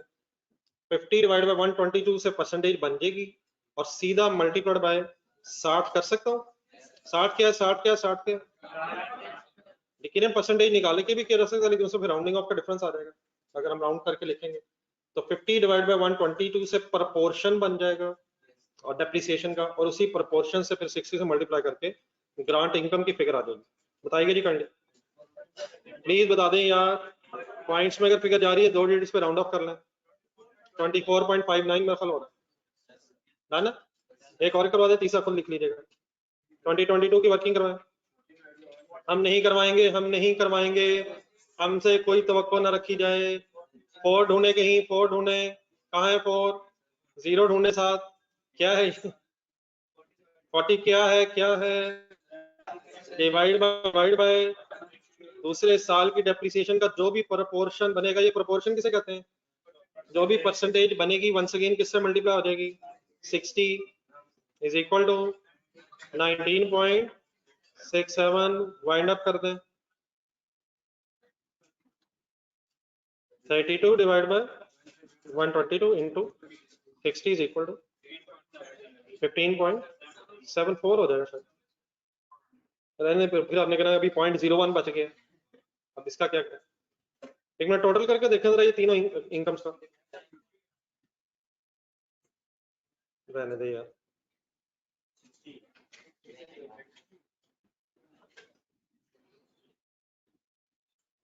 ये क्या किया है, क्यों किया है ना, ये क्या किया है और क्यों किया है, कोई एक बता दे बस, उसकी तरफ से हो जाएगा। मैं ही बताता हूँ। ये क्या किया है, ग्रांट को इनकम बनाया है। ऐसे क्यों बनाया है?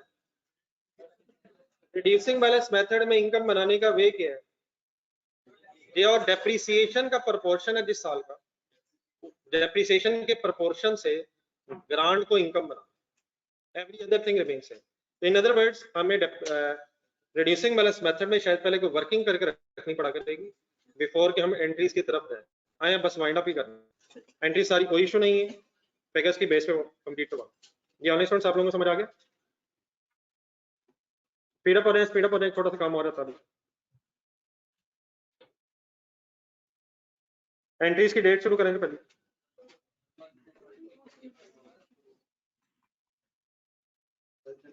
एंट्रीज की डेट 1 जनवरी 2021। क्या खरीदा है?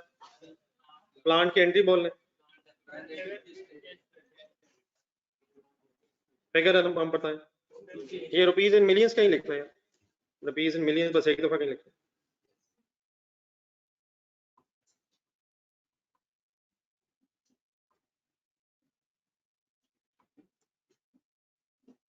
अमाउंट बन जाएगी तो 50 मिलियन। नेक्स्ट डेट 1 जनवरी दोबारा एंट्री कैश डेबिट, ग्रांट आ रही है कितनी? 60। Debit grant income debit.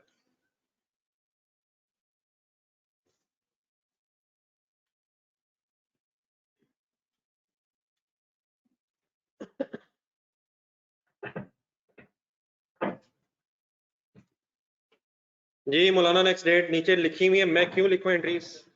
मैं गौर से देख रहा हूं।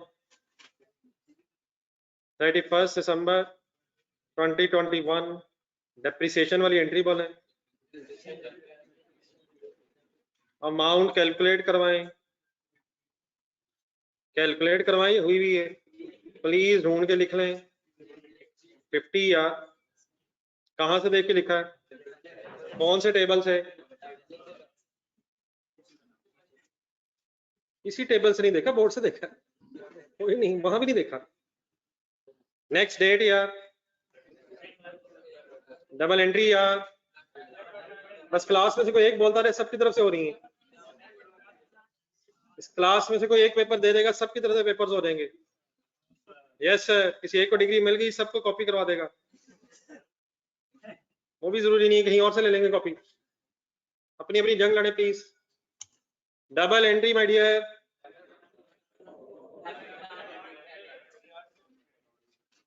अमाउंट बताएं। ये कैलकुलेट तो की नहीं यार, कहाँ की है? ऊपर कहाँ भाईजान, ऊपर कहाँ?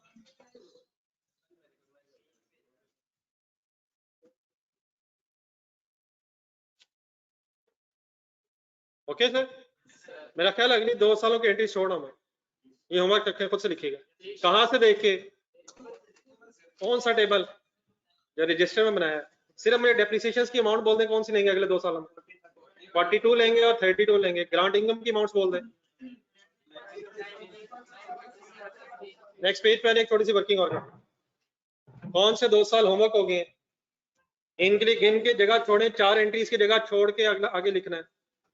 घर जाके याद आया ये सफा छोड़ा मैंने आता, 4 एंट्रीज की जगह छोड़ के नेक्स्ट पेज पे 254 पे।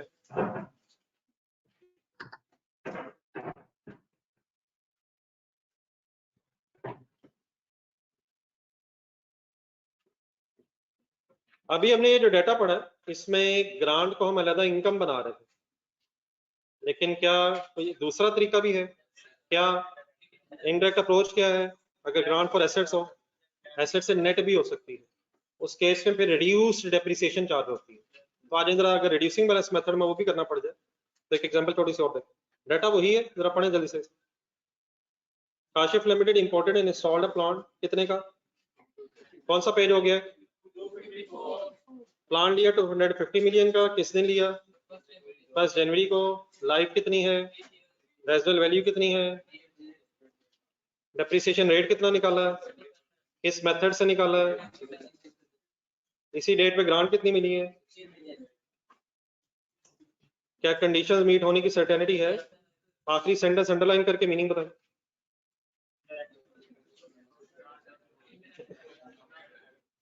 अब इनवर्ट से समझ आ जाएगा। कंपनी की पॉलिसी है कि ग्रांट को डिडक्शन फ्रॉम कैरिंग अमाउंट के तौर पे प्रेजेंट करे।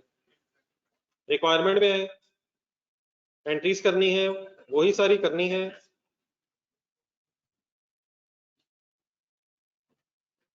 हाँ जी, वर्किंग्स करें, फिर जहां मसला बनेगा वहां देखते हैं। एंट्री शुरू करें। पहली एंट्री बताएं।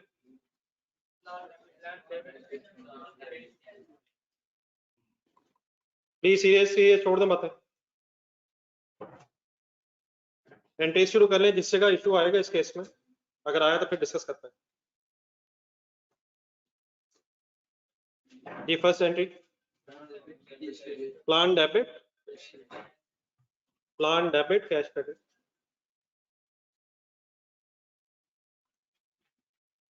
Amounting to rupees 250 million।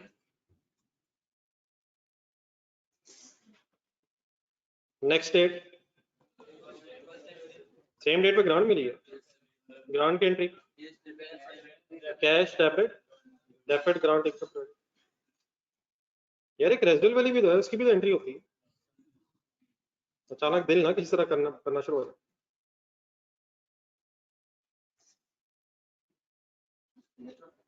Net of करते नहीं, उसको कुछ नहीं करते, और सिर्फ डेप्रिसिएशन की वर्किंग में कंसिडर होती है। मौलाना आपने लेजेस फाइनल की? और कल खतरनाक सवाल हो रहे थे मुझसे, अभी मिल के जाना आपसे, बात को तो आगे बढ़ाता हूँ। ये सेम डेट पे तीसरी एंट्री बताएं। दोबारा रिपीट करें, मायूसी हुई है, अभी बात बनी नहीं है। मेजॉरिटी का जवाब आ रहा, बनेगी भी नहीं, चाहे शाम तक रिपीट करते हैं। जी आसिफ, थर्ड एंट्री। और जज़ाकल्लाह है, तो पहले बता देते कितने से यार।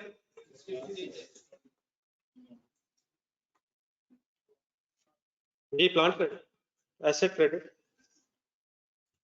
इकट्ठे, और नेक्स्ट डेट बता।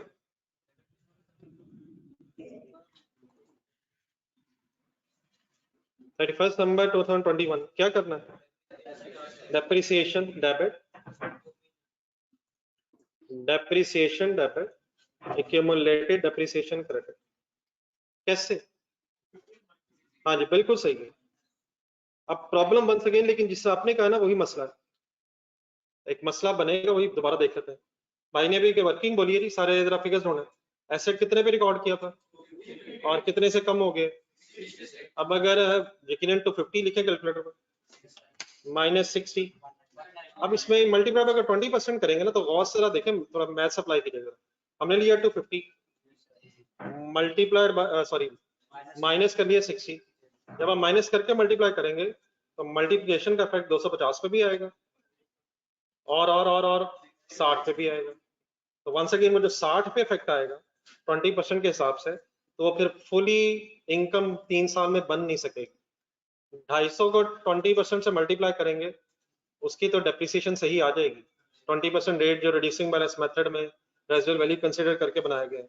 लेकिन 60 को अगर 20% रेट वैसे लगेगा, जब आप इस तरह ब्रैकेट बनाएंगे 250 माइनस 60 करके रेट से मल्टीप्लाई करेंगे तो दोनों से रेट लगेगा। तो 60 को अगर 20% रेट लगाएंगे तो फिर वही थोड़ी देर पहले जो मसला उठा था वही बन जाएगा। क्या उठा था वैसे?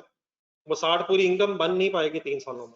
देयरफॉर इसका तरीका ये है, गौर से सुनिएगा मेरे वर्ड्स, वही टेबल जो आपने बनाया हुआ है एज इट इज यूज होगा। दोबारा देखें टेबल कहाँ है। डेप्रिसिएशन की वर्किंग भी वैसे ही होगी और ग्रांट की इनकम की वर्किंग भी वैसे ही होगी जैसे पहले कर ली है। लेकिन एक आखिरी नया काम क्या होगा, डेप्रिसिएशन बताएं पहले साल की कितनी है? क्या अब ये पूरा 50 प्रॉफिट एंड लॉस में एक्सपेंस के तौर पे जाएगा या नीचे है 60 वाली? अब इसने नेट बैलेंस होकर डेप्रिशिएट होना है। तो ये वर्किंग हुई भी है। कौन कौन सी फिगर जरा ढूंढना जरा। 50 क्या है, 50 क्या है, और 24.59 नीचे ढूंढे। अगर डेफर्ड ग्रांट अलहदा है, एसेट अलहदा है, तो 50 अलहदा डेप्रिशिएट होगा सर, और 24.59 अलहदा इनकम बनेगा। लेकिन अगर ये नेट ऑफ कर लिया हमने तो अब सिंपली क्या होगा, डेप्रिसिएशन में से ग्रांट इनकम नेट होके रिड्यूस डेप्रिसिएशन पर स्टार्ट हो जाएगी। वंस अगेन ये प्रॉब्लम सिर्फ किस मेथड में है, अगर स्ट्रेट लाइन मेथड होता तो आप बिल्कुल सही कह रहे हैं, 250 में से क्या करते, -60 जो हो रहा था वैसे ही करते, लेकिन यहाँ वो 60 अब इनकम नहीं बन सकेगा 20% रेट की बेस पे। देयरफॉर सिंपली क्या होना है, इस मेथड में भी वैसी ही वर्किंग होनी है जैसे आपने टेबल पहले बनाया, और वर्किंग करते हुए क्या करना, जरा बोर्ड पे देखें जरा, what is the depreciation of this year, what is the depreciation of this year and what is the income of this year, दोनों को प्लस कर लूं या माइनस कर लूं, माइनस करके नेट ऑफ कितनी डेप्रिसिएशन रह जाएगी, तो किसकी बजाय किस की बजाय बस क्या ही रिकॉर्ड होगा, ना ना ना ना ना, डेप्रिसिएशन अलहदा इनकम अलहदा की बजाय रिड्यूस्ड डेप्रिसिएशन चार्ज हो जाएगी। तरीका क्या होगा, डेप्रिसिएशन की अमाउंट लें और जितनी इनकम बननी थी वो अमाउंट ले लें। वंस अगेन आपको यहाँ भी वही टेबल बनाना पड़ेगा अगर आपने क्वेश्चन पहले अदर ग्रांट इनकम के तौर पे सॉल्व ना किया होता। ठीक है, मैं वो टेबल इसलिए नहीं बना रहा क्योंकि होपफुली वो पहले बना हुआ है, दोबारा बनाने की जरूरत नहीं है। ये फिगर्स आई कहाँ से, 50 और 25.49 उसी टेबल से आई है। अब मैंने इसे माइनस क्यों कर दिए, क्योंकि एसेट नेट हो गया, तो देयरफॉर इनकम डेप्रिसिएशन और इनकम भी आपस में नेट ऑफ होकर डेप्रिसिएशन चार्ज हो जाएगी। ठीक है, ठीक है सर, अगले 2 साल जरा कंप्लीट कर लें तो, लेकिन अपने हाथ से जरा क्या क्या अलहदा बनाने की बजाय सिर्फ क्या ही रिकॉर्ड कर लें, ट्राई किया करें। मेरा अक्सर मैं जब पूछता हूँ तो बीच में 2-3 सवाल होते हैं, क्या क्या अलहदा रिकॉर्ड करने की बजाय सिर्फ क्या ही कितने पे रिकॉर्ड कर लें, डेप्रिसिएशन और ग्रांट इनकम को अलहदा रिकॉर्ड करने की बजाय रिड्यूस्ड डेप्रिसिएशन ही चार्ज कर लें। किस मेथड में, नहीं किस मेथड ऑफ प्रेजेंटेशन, ठीक है वो भी रिड्यूसिंग बैलेंस मेथड में, अगर एसेट में से ग्रांट नेट हो गई, इनडायरेक्ट मेथड, इनडायरेक्ट मेथड, और डेफिनेटली कब, अगर रिड्यूसिंग बैलेंस मेथड। अगले दोनों सालों की एंट्रीज पूरी करें।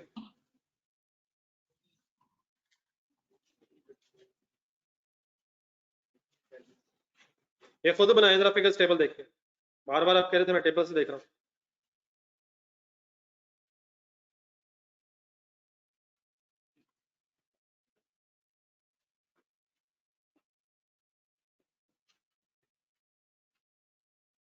ये बताएंगे फिगर 40 नहीं 40 माइनस 19.67।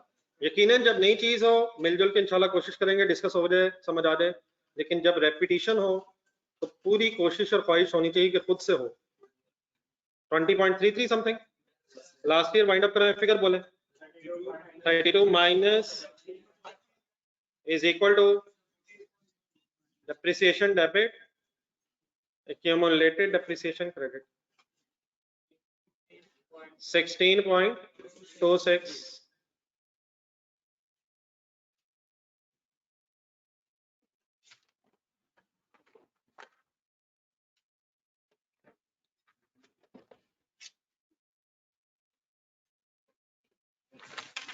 जो लोग लिखते रहे पेज नंबर 246 पे आ जाएगा, पेज नंबर 246।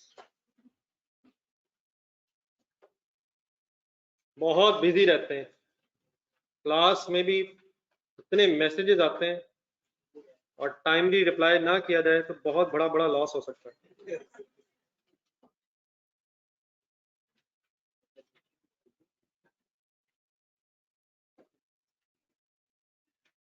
डिस्पोजल की एंट्री रिक्वायर्ड नहीं है, डिस्पोजल की अगर एंट्री करनी हो तो इंशाल्लाह दोबारा आ जाएगी, कैश डेबिट हो जाएगा, एसेट क्रेडिट हो जाएगा, डिस्पोजल अकाउंट भी आ रहा है। ठीक है मेरे साथ, ये पेज नंबर 246 थोड़ा सा जरा ये पेजेस है जो रिमेनिंग टाइम है, इंशाल्लाह कोशिश करते हैं जरा थ्योरेटिकली बात जरा कंप्लीट हो जाए। ये कौन सा स्टैंडर्ड है जिसको अगर पढ़ा जा रहा था,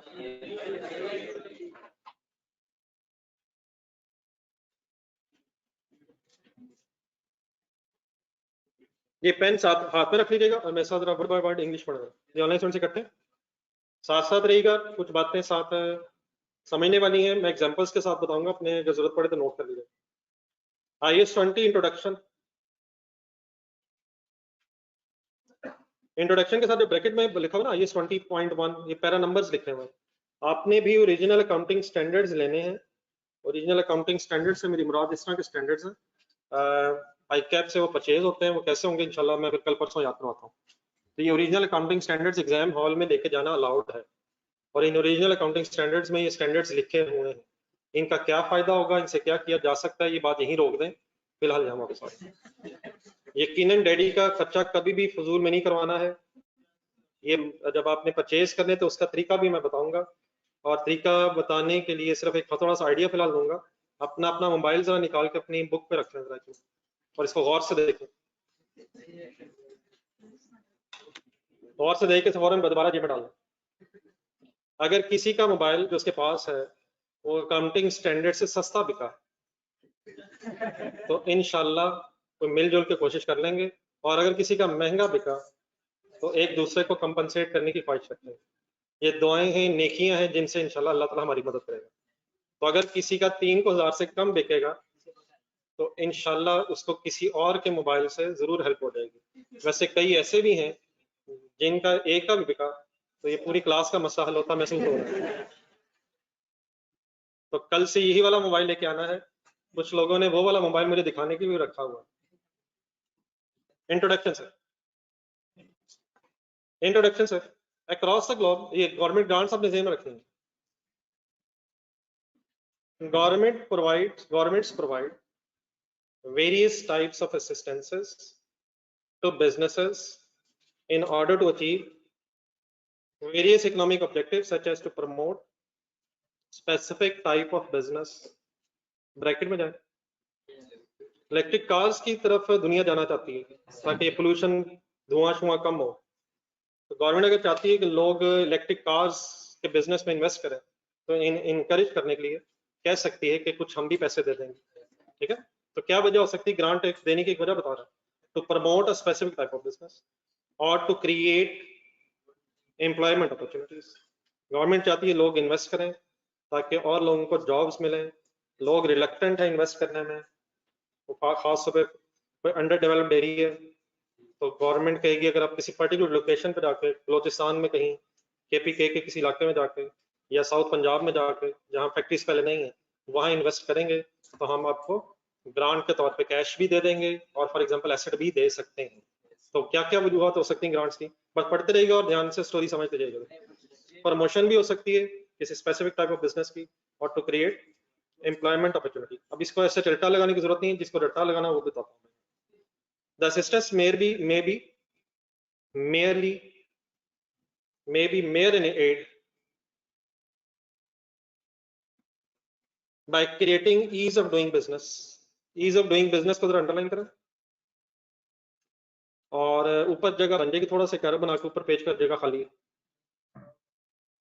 एक बटा ये होता है कि गवर्नमेंट पैसे दे दे, एक ये भी हो सकता है कि एसेट दे दे, तो ना कभी, और सिंपली ये भी हो सकता है कि जिन इलाकों में लोग रिलक्टेंट हैं बिजनेस करने के लिए उसकी वजह ये है कि वहाँ इंफ्रास्ट्रक्चर नहीं है, वहाँ रोड्स नहीं है, वहाँ ब्रिजेस नहीं है, या फॉर एग्जांपल पहाड़ हैं तो टनल्स नहीं है।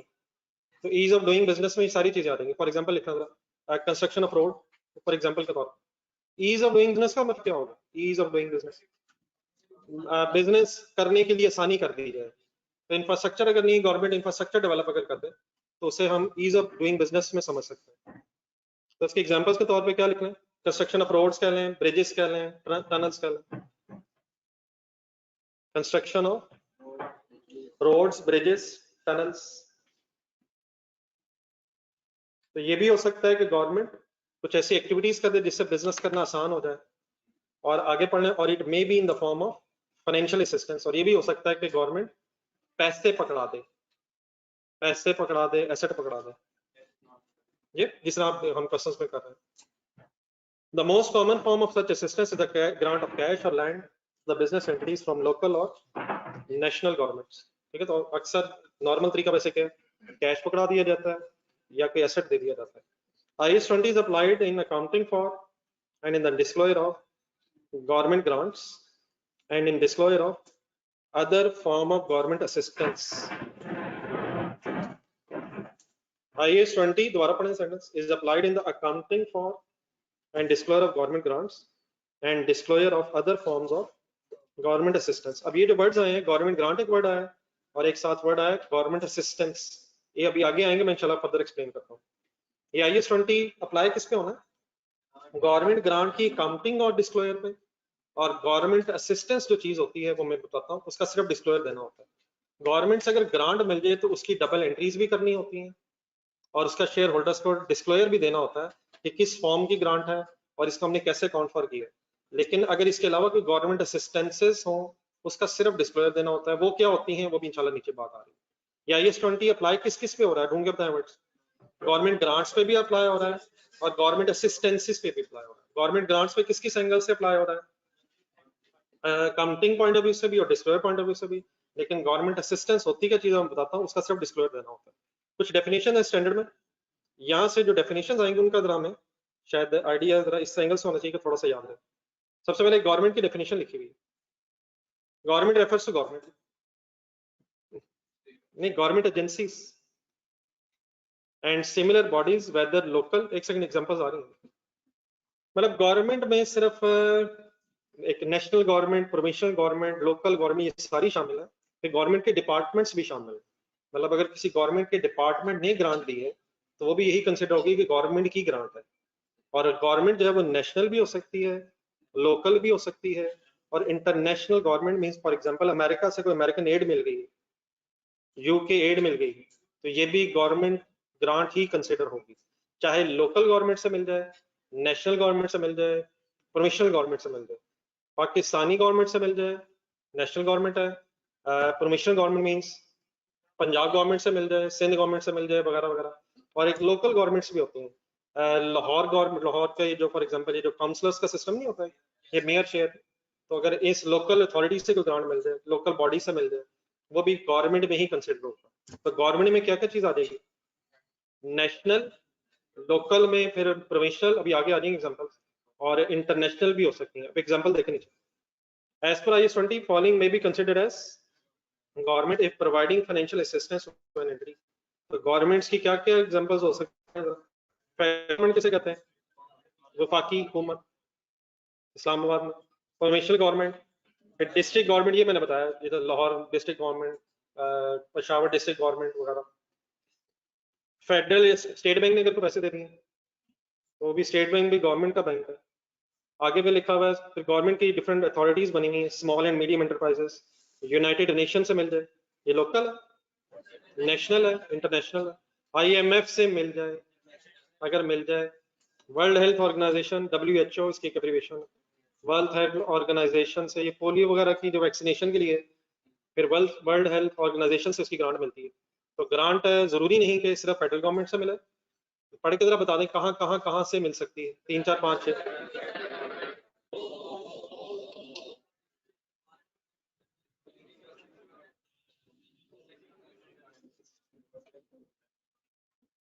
आई होप कि कोई मसला नहीं है। नेक्स्ट पैराग्राफ में, बल्कि सॉरी नेक्स्ट हेडिंग में क्या हेडिंग लिखी हुई? साथ साथ में मेरे बस रहना। Government assistance is the action by government designed to provide an economic benefit specific to an entity or range of entities qualifying under certain criteria। आइए जरा सिंपल ट्रांसलेशन करते हैं। गवर्नमेंट असिस्टेंस गवर्नमेंट का वो एक्शन है जिससे किसी एक एंटिटी को पैसों का फायदा पहुंचे, या कुछ स्पेसिफिक एंटिटीज को फायदा पहुंचे, लेकिन उनसे फिर क्या रिक्वायर्ड हो कि वो कुछ क्राइटेरिया मीट करेंगे। ब्रैकेट में लिख लें, for example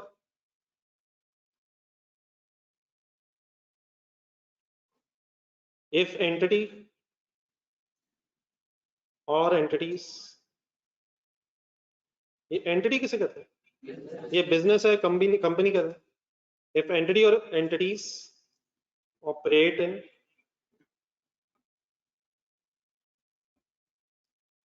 together, for example government ने ये कहा है कि हम इकोनॉमिक बेनिफिट देंगे चाहे कोई एक कंपनी ग्वादर में इन्वेस्ट करे या एक से ज्यादा कंपनीज ग्वादर में इन्वेस्ट करे। ये भी हो सकता है किसी स्पेसिफिक कंपनी को कहा गया, फॉर एग्जांपल नेस्ले वालों से कहा गया कि अगर आप ग्वादर में प्लांट लगाएंगे तो आपको कोई गवर्नमेंट असिस्टेंस दे देंगे। और ये भी हो सकता है कि जो लोग गवादर में जाके इन्वेस्ट करेंगे उन्हें असिस्टेंस मिलेगी। तो हो सकता है किसी एक एंटिटी स्पेसिफिक ग्रांट हो, और ये भी हो सकता है कि बहुत सी एंटिटीज के लिए ग्रांट हो। ठीक है, सिंपल ट्रांसलेशन दोबारा कर देगा। गवर्नमेंट ग्रांट असिस्टेंस क्या चीज है? गवर्नमेंट का वो एक्शन है जिससे एंटिटी को क्या मिले, इकोनॉमिक बेनिफिट मिले, या सिर्फ एक एंटिटी को मिले या एक रेंज ऑफ एंटिटीज को मिले, लेकिन डेफिनेटली कोई ना कोई क्राइटेरिया भी गवर्नमेंट ने रखा होगा कि अगर इसे मीट करे। तो मैंने वो क्राइटेरिया आपको ब्रैकेट में लिखवाया। क्या क्राइटेरिया फॉर एग्जांपल मैंने लिखवाया? इसी तरह गवर्नमेंट ये भी कह सकती है कि जो कंपनीज इलेक्ट्रिक कार इंडस्ट्री में इन्वेस्ट करेंगी उनको हम इकोनॉमिक असिस्टेंस देंगे। तो क्राइटेरिया रख लिया, फिर उसमें कोई एक क्वालिफाई कर जाए या एक से ज्यादा क्वालिफाई कर जाए, उसको अगर कोई गवर्नमेंट इकोनॉमिक बेनिफिट दे तो उसे इकोनॉमिक असिस्टेंस बोलते हैं। ऐसा से आगे चले, मेरी बात रहा 1 मिनट पूरी हो लेना। नेक्स्ट पैराग्राफ में आ गया 5। ऑनलाइन स्टूडेंट चल रहे हैं साहब? Government assistance does not include benefits provided by only indirectly through actions affecting general trading conditions. कहते हैं गवर्नमेंट असिस्टेंस में IAS 20 की जो डेफिनेशन है गवर्नमेंट असिस्टेंस की, गवर्नमेंट असिस्टेंस में वो बेनिफिट्स शामिल नहीं है जिनसे इनडायरेक्टली फायदे होंगे इकोनॉमिक जनरल ट्रेडिंग कंडीशंस को, सच एज, अंडरलाइन करें यहाँ 2-3 तरह चीजें, प्रोविजन ऑफ इंफ्रास्ट्रक्चर, और पहले यहां तक कंप्लीट करना था, इन डेवलपमेंट एरियाज। ये मेरे ख्याल मैंने अभी थोड़ी देर पहले बताया था। देखिए, अगर गवर्नमेंट ने कोई रोड बनाती है, कोई ब्रिज बनाती है, तो उसका फिर आपने डिस्क्लोजर नहीं देना शेयर होल्डर्स को। क्या गवर्नमेंट ने अगर कोई रोड, ब्रिज या टनल बनाई हो जहां बिजनेस कर रहे हो, आपको उसका फायदा होगा, लेकिन वो उसका फायदा सबको ही हो रहा होगा, तो इनडायरेक्टली आपको बेनिफिट हो रहा होगा। एक सेकंड,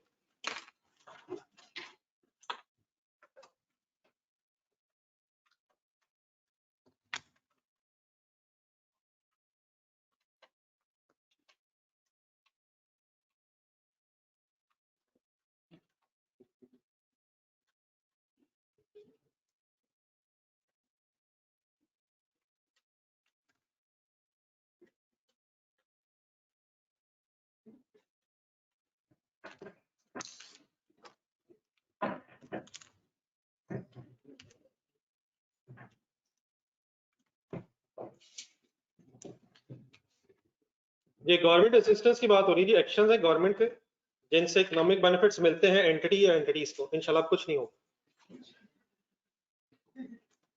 लेकिन वो कहता है कंसंट्रेशन, ये थ्योरेटिकल सर्विस सिनेरियोज भी आते हैं, तो हर एंगल से प्रिपेयर्ड होना चाहिए।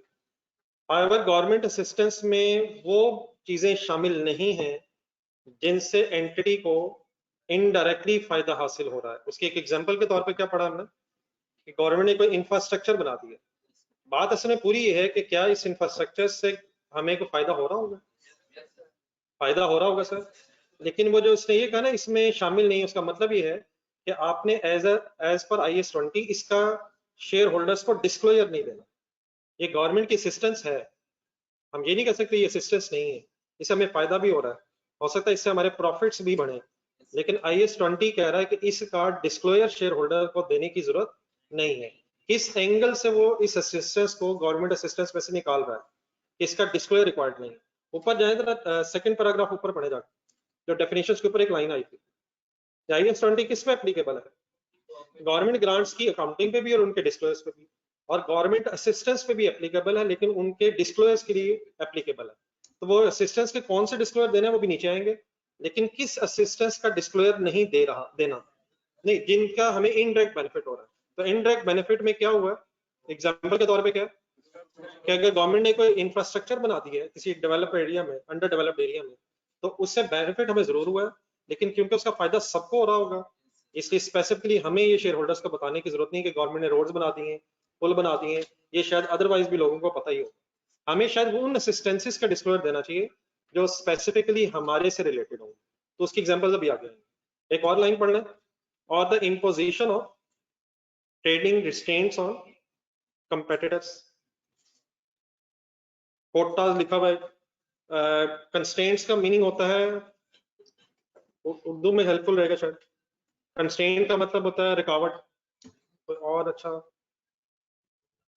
रिकॉर्ड ठीक है। मतलब गवर्नमेंट ने आपको बेनिफिट देने के लिए या आप जैसी कंपनीज को बेनिफिट देने के लिए कंपेटिटर्स पे रिस्ट्रिक्शंस लगा दी, कंपेटिटर्स को पे रिस्ट्रिक्ट कर दिया। फॉर एग्जांपल गवर्नमेंट ने ये कहा है कि जो कोई इलेक्ट्रिक कार्स में इन्वेस्ट करेगा और सर्टन कुछ लोग जब इन्वेस्ट कर देंगे तो हम जो फ्यूल से चलने वाली गाड़ियां हैं उन पे बैन लगा देंगे।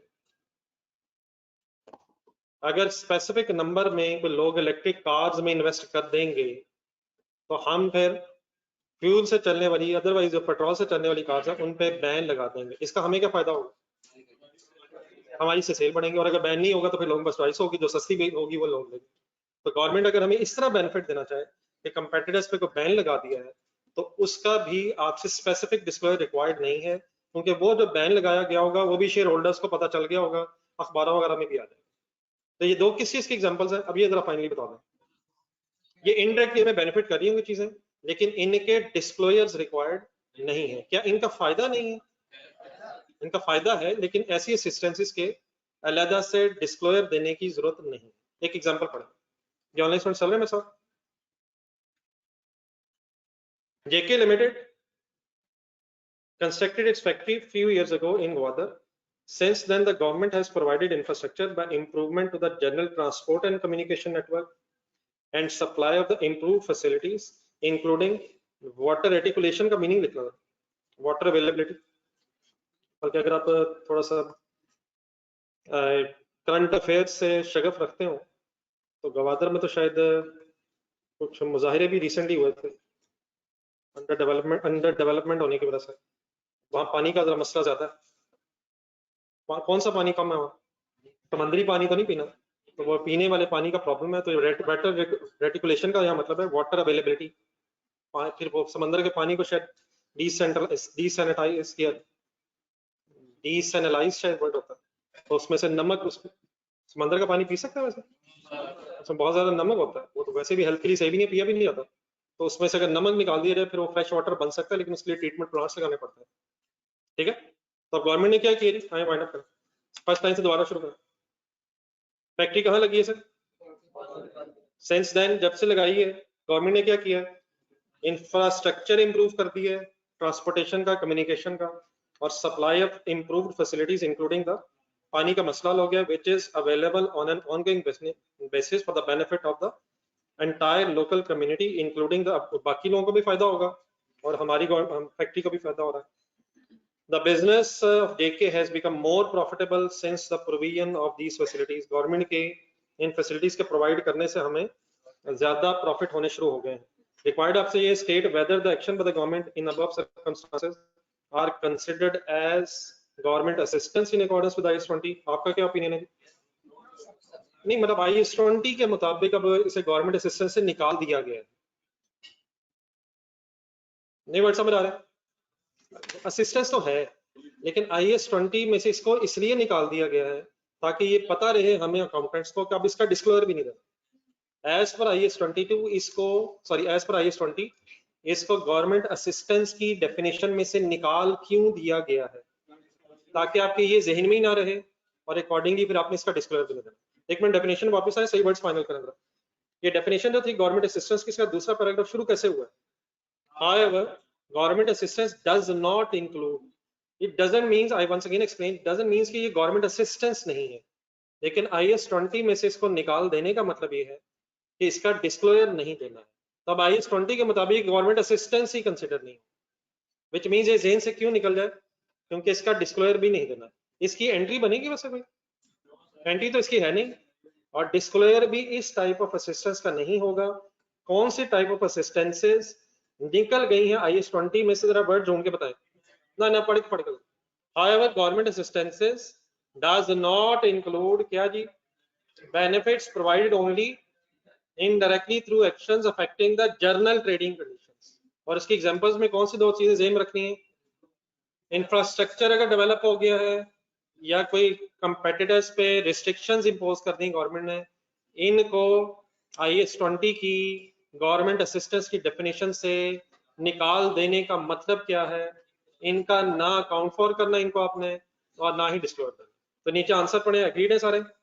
क्या लिखा हुआ आंसर में? The above actions affecting the general trading conditions are as per IS 20 assistances नहीं है, वरना ये नहीं कहा जा सकता ये असिस्टेंस नहीं है। जनरली स्पीकिंग असिस्टेंस है, लेकिन हमारे IS 20 के स्टैंडर्ड में से IS 20 के स्टैंडर्ड में इसको गवर्नमेंट असिस्टेंस क्यों नहीं माना जा रहा, ताकि ये डिस्क्लोजर के एंगल से भी हमारे जहन में ना आए। ठीक हो गया? ठीक है सर, एक डेफिनेशन और पढ़ने, टाइम है, घड़ी आपने देखी है, मायूसी भी है। गवर्नमेंट ग्रांट सब क्या चीज है? ऊपर कौन सी डेफिनेशन चल रही है हमारे साथ? गवर्नमेंट असिस्टेंस से गवर्नमेंट ग्रांट पे आए हैं। क्या हम गवर्नमेंट ग्रांट का ट्रीटमेंट करते रहे? गवर्नमेंट ग्रांट्स भी असिस्टेंस बाय गवर्नमेंट है, लेकिन ये किस फॉर्म में? अंडरलाइन करें, in the form of transfer of resources to an entity. बस यहां पहले रुकें। गवर्नमेंट ग्रांट या तो कैश मिलता है या एसेट मिल जाता है। तो गवर्नमेंट क्या ट्रांसफर कर देती है? रिसोर्सेज। किस किस फॉर्म में? कैश में भी कर सकती है, ये लेकिन इसके ऊपर कैश में भी ये रिसोर्सेज हो सकते हैं, और फिजिकल एसेट की फॉर्म में भी हो सकते हैं। कैश की जगह एसेट भी मिल सकता है। फॉर एग्जांपल लैंड मिल सकती है, मशीनरी मिल सकती है, डेप्रिशिएबल भी हो सकती है, नॉन डेप्रिशिएबल भी हो सकती है। तो गवर्नमेंट ग्रांट गवर्नमेंट की कौन सी असिस्टेंस है? Which is in the form of transfer of resources और एंट्री। अब गवर्नमेंट ने ये दिया क्यों है? इन रिटर्न फॉर पास्ट भी हो सकता है सर, और future compliance with certain conditions affecting the relating the operating activities of the entity. या ये गवर्नमेंट ने रिसोर्सेज किस वजह से दिए होंगे? किसी पास्ट के काम की वजह से, और या किस वजह से दिए होंगे कि हमने फ्यूचर में कुछ करना है। कंडीशंस अगर फ्यूचर की अटैच हैं तो फिर क्या करेंगे? डेफर करेंगे और फिर इनकम बनाएंगे। फिर उसके डायरेक्ट इनडायरेक्ट बेस दोनों भी हैं। लेकिन क्या पास के लिए भी मिल सकती ग्रांट? उस केस में क्या करते हैं? उसे सीधी इनकम बना लेते हैं। तो हमने गवर्नमेंट असिस्टेंस में से कौन सी गवर्नमेंट ग्रांट्स पढ़ी हैं जो ट्रांसफर ऑफ रिसोर्सेज की फॉर्म में आती हैं? क्या ट्रांसफर ऑफ रिसोर्सेज अगर हो, कैश एसेट हो, तो फिर उसकी हम अकाउंटिंग करते हैं, उसकी हमने डबल एंट्री की है। तो गवर्नमेंट असिस्टेंस किस फॉर्म में अगर हो तो फिर गवर्नमेंट ग्रांट बन जाती है। ट्रांसफर ऑफ रिसोर्सेज की फॉर्म में करो तो फिर वो गवर्नमेंट ग्रांट बन जाती है। एक और हाउएवर पढ़े जरा। हाउएवर दे एक्सक्लूड, किस में सब एक्सक्लूड हो रहा है? ग्रांट में से those forms of government assistances which underline which cannot reasonably have a value placed upon them। यहां तक अंडरलाइन करें। एक चीज ये होगी, इसको नंबरिंग करना होगा। गवर्नमेंट ग्रांट में से कौन सी गवर्नमेंट की असिस्टेंस एक्सक्लूड हुई? नंबर 1, जिस पे वैल्यू प्लेस करना मुश्किल है। एग्जांपल अभी नेक्स्ट पेज पे आ रही है। या and transactions with government which cannot be distinguished from normal trading transactions of the entity। ये तो दूसरी लाइन हमने पढ़ी, इसकी ब्रैकेट में एक एग्जांपल लिखते हैं। फॉर एग्जांपल इसके नंबरिंग 2 कर लें। नंबर 1 क्या था, नंबर 2 क्या था? नंबर 1 क्या है? ऐसी गवर्नमेंट की असिस्टेंसेस जिस पे वैल्यू प्लेस करना मुश्किल हो, इसकी एग्जांपल अभी मैं बताता हूं। और दूसरी चीज क्या है? ऐसी ट्रांजैक्शन जो गवर्नमेंट के साथ हुई हैं जिन्हें हम अपनी नॉर्मल ट्रेडिंग ट्रांजैक्शन से अलग ना कर सकें, उसकी एग्जांपल लिखता हूं सेकंड नंबर की। For example wheat procurement,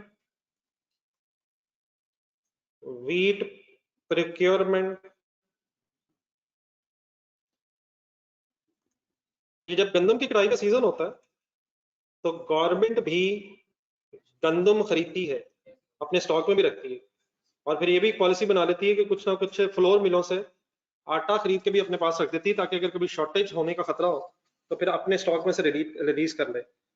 procurement कहते हैं purchase policy, wheat purchase policy of government from wheat suppliers कहना है। तो वीट का सप्लायर है, वीट सप्लायर कौन होगा? नहीं, किसान से तो फिर आड़ती खरीद लेते हैं। अब अगर गवर्नमेंट जो है वीट सप्लायर से खरीद ले तो क्या उस वीट सप्लायर को कोई फायदा होगा? और सर जी होगा सर, लेकिन क्या वो इसका अलग डिस्क्लोजर देगा? इसको इंशाल्लाह कल यहीं से दोबारा शुरू करेंगे। घर के लिए सबसे पहले तो एक टेस्ट देना है जी आपने आज। कौन सा? तो घंटा निकालना है यार, और उस टेस्ट का आंसर फिर मेरे कल क्लास में ही देना है। तो प्लीज घंटा लेता से निकालें, इंडिविजुअली लिखिएगा जरा। सिर्फ सिनेरियो बेस्ड एक क्वेश्चन है।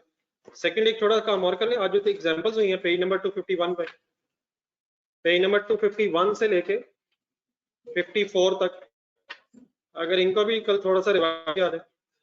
कौन से 2 एजेंडा आज? एक टेस्ट के लिए टाइम निकालें, सोल्यूशन कल मुझे क्लास में देना उसका, आंसर शीट जैसा पहले दी थी, और सेकेंडली 251 से लेके 254 पेजेस पे ये जो हमने एग्जांपल्स आज किए उधर रिवाइज करके आइए, ठीक है ऑनलाइन स्टूडेंट्स। इधर ऑनलाइन भी शेयर करना टेस्ट है, टेस्ट का पता चल गया कहाँ है, तो ऑनलाइन भी शेयर करना, बाकी बच्चों के लिए कॉपी करवा ला। नहीं घर में क्यों करना, आराम से यहाँ बैठ के कीजिएगा, कल आप आंसर शीट घर ले जाइएगा, वो मुझे वापस पकड़ा दीजिए, यहाँ बैठ के सॉल्व करें। अगर आंसर शीट आपसे कोई वापस मांगे, आपने कहना है मैंने कल क्लास में देनी है, घर ले जाएं, कल याद से घर से वापस लें और मेरे सामने रखें। घर में कहाँ होता है, घर में मौसम ही अच्छा नहीं है, यहाँ बैठेंगे इंशाल्लाह कहीं टाइम निकालेंगे, एसी में बैठ के आराम से टेस्ट करेंगे। आंसर शीट अगर कोई मांगने लगे तो उसे बता देंगे कि हमने क्लास में वापस कर दिया। मैसेज क्लियर हो गया है, दिल मानता है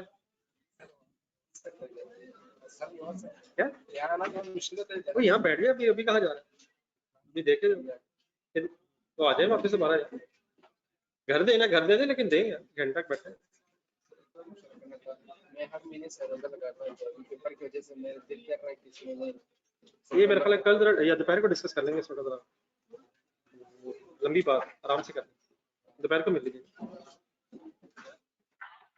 सर ये जो आपने क्वेश्चन दिए थे जिसके नोट्स बनाने थे तो ताकि लिमिटेड मुझे अभी तक बने नहीं इसके, सर वो कंप्लीट हो गया सर, सिर्फ इसमें 9.75 की वर्किंग नहीं, तो वो 0.75 वाला नहीं समझ आ रहा। 150 मैं सारा मैं 2 घंटे बैठ के समझाता हूँ सर, वो मैंने ली थी क्लास ऑनलाइन, मगर वो फिर भी उसमें थोड़ी सी कंफ्यूजन आ रही है। तो कम करें सर, क्या कंफ्यूजन है?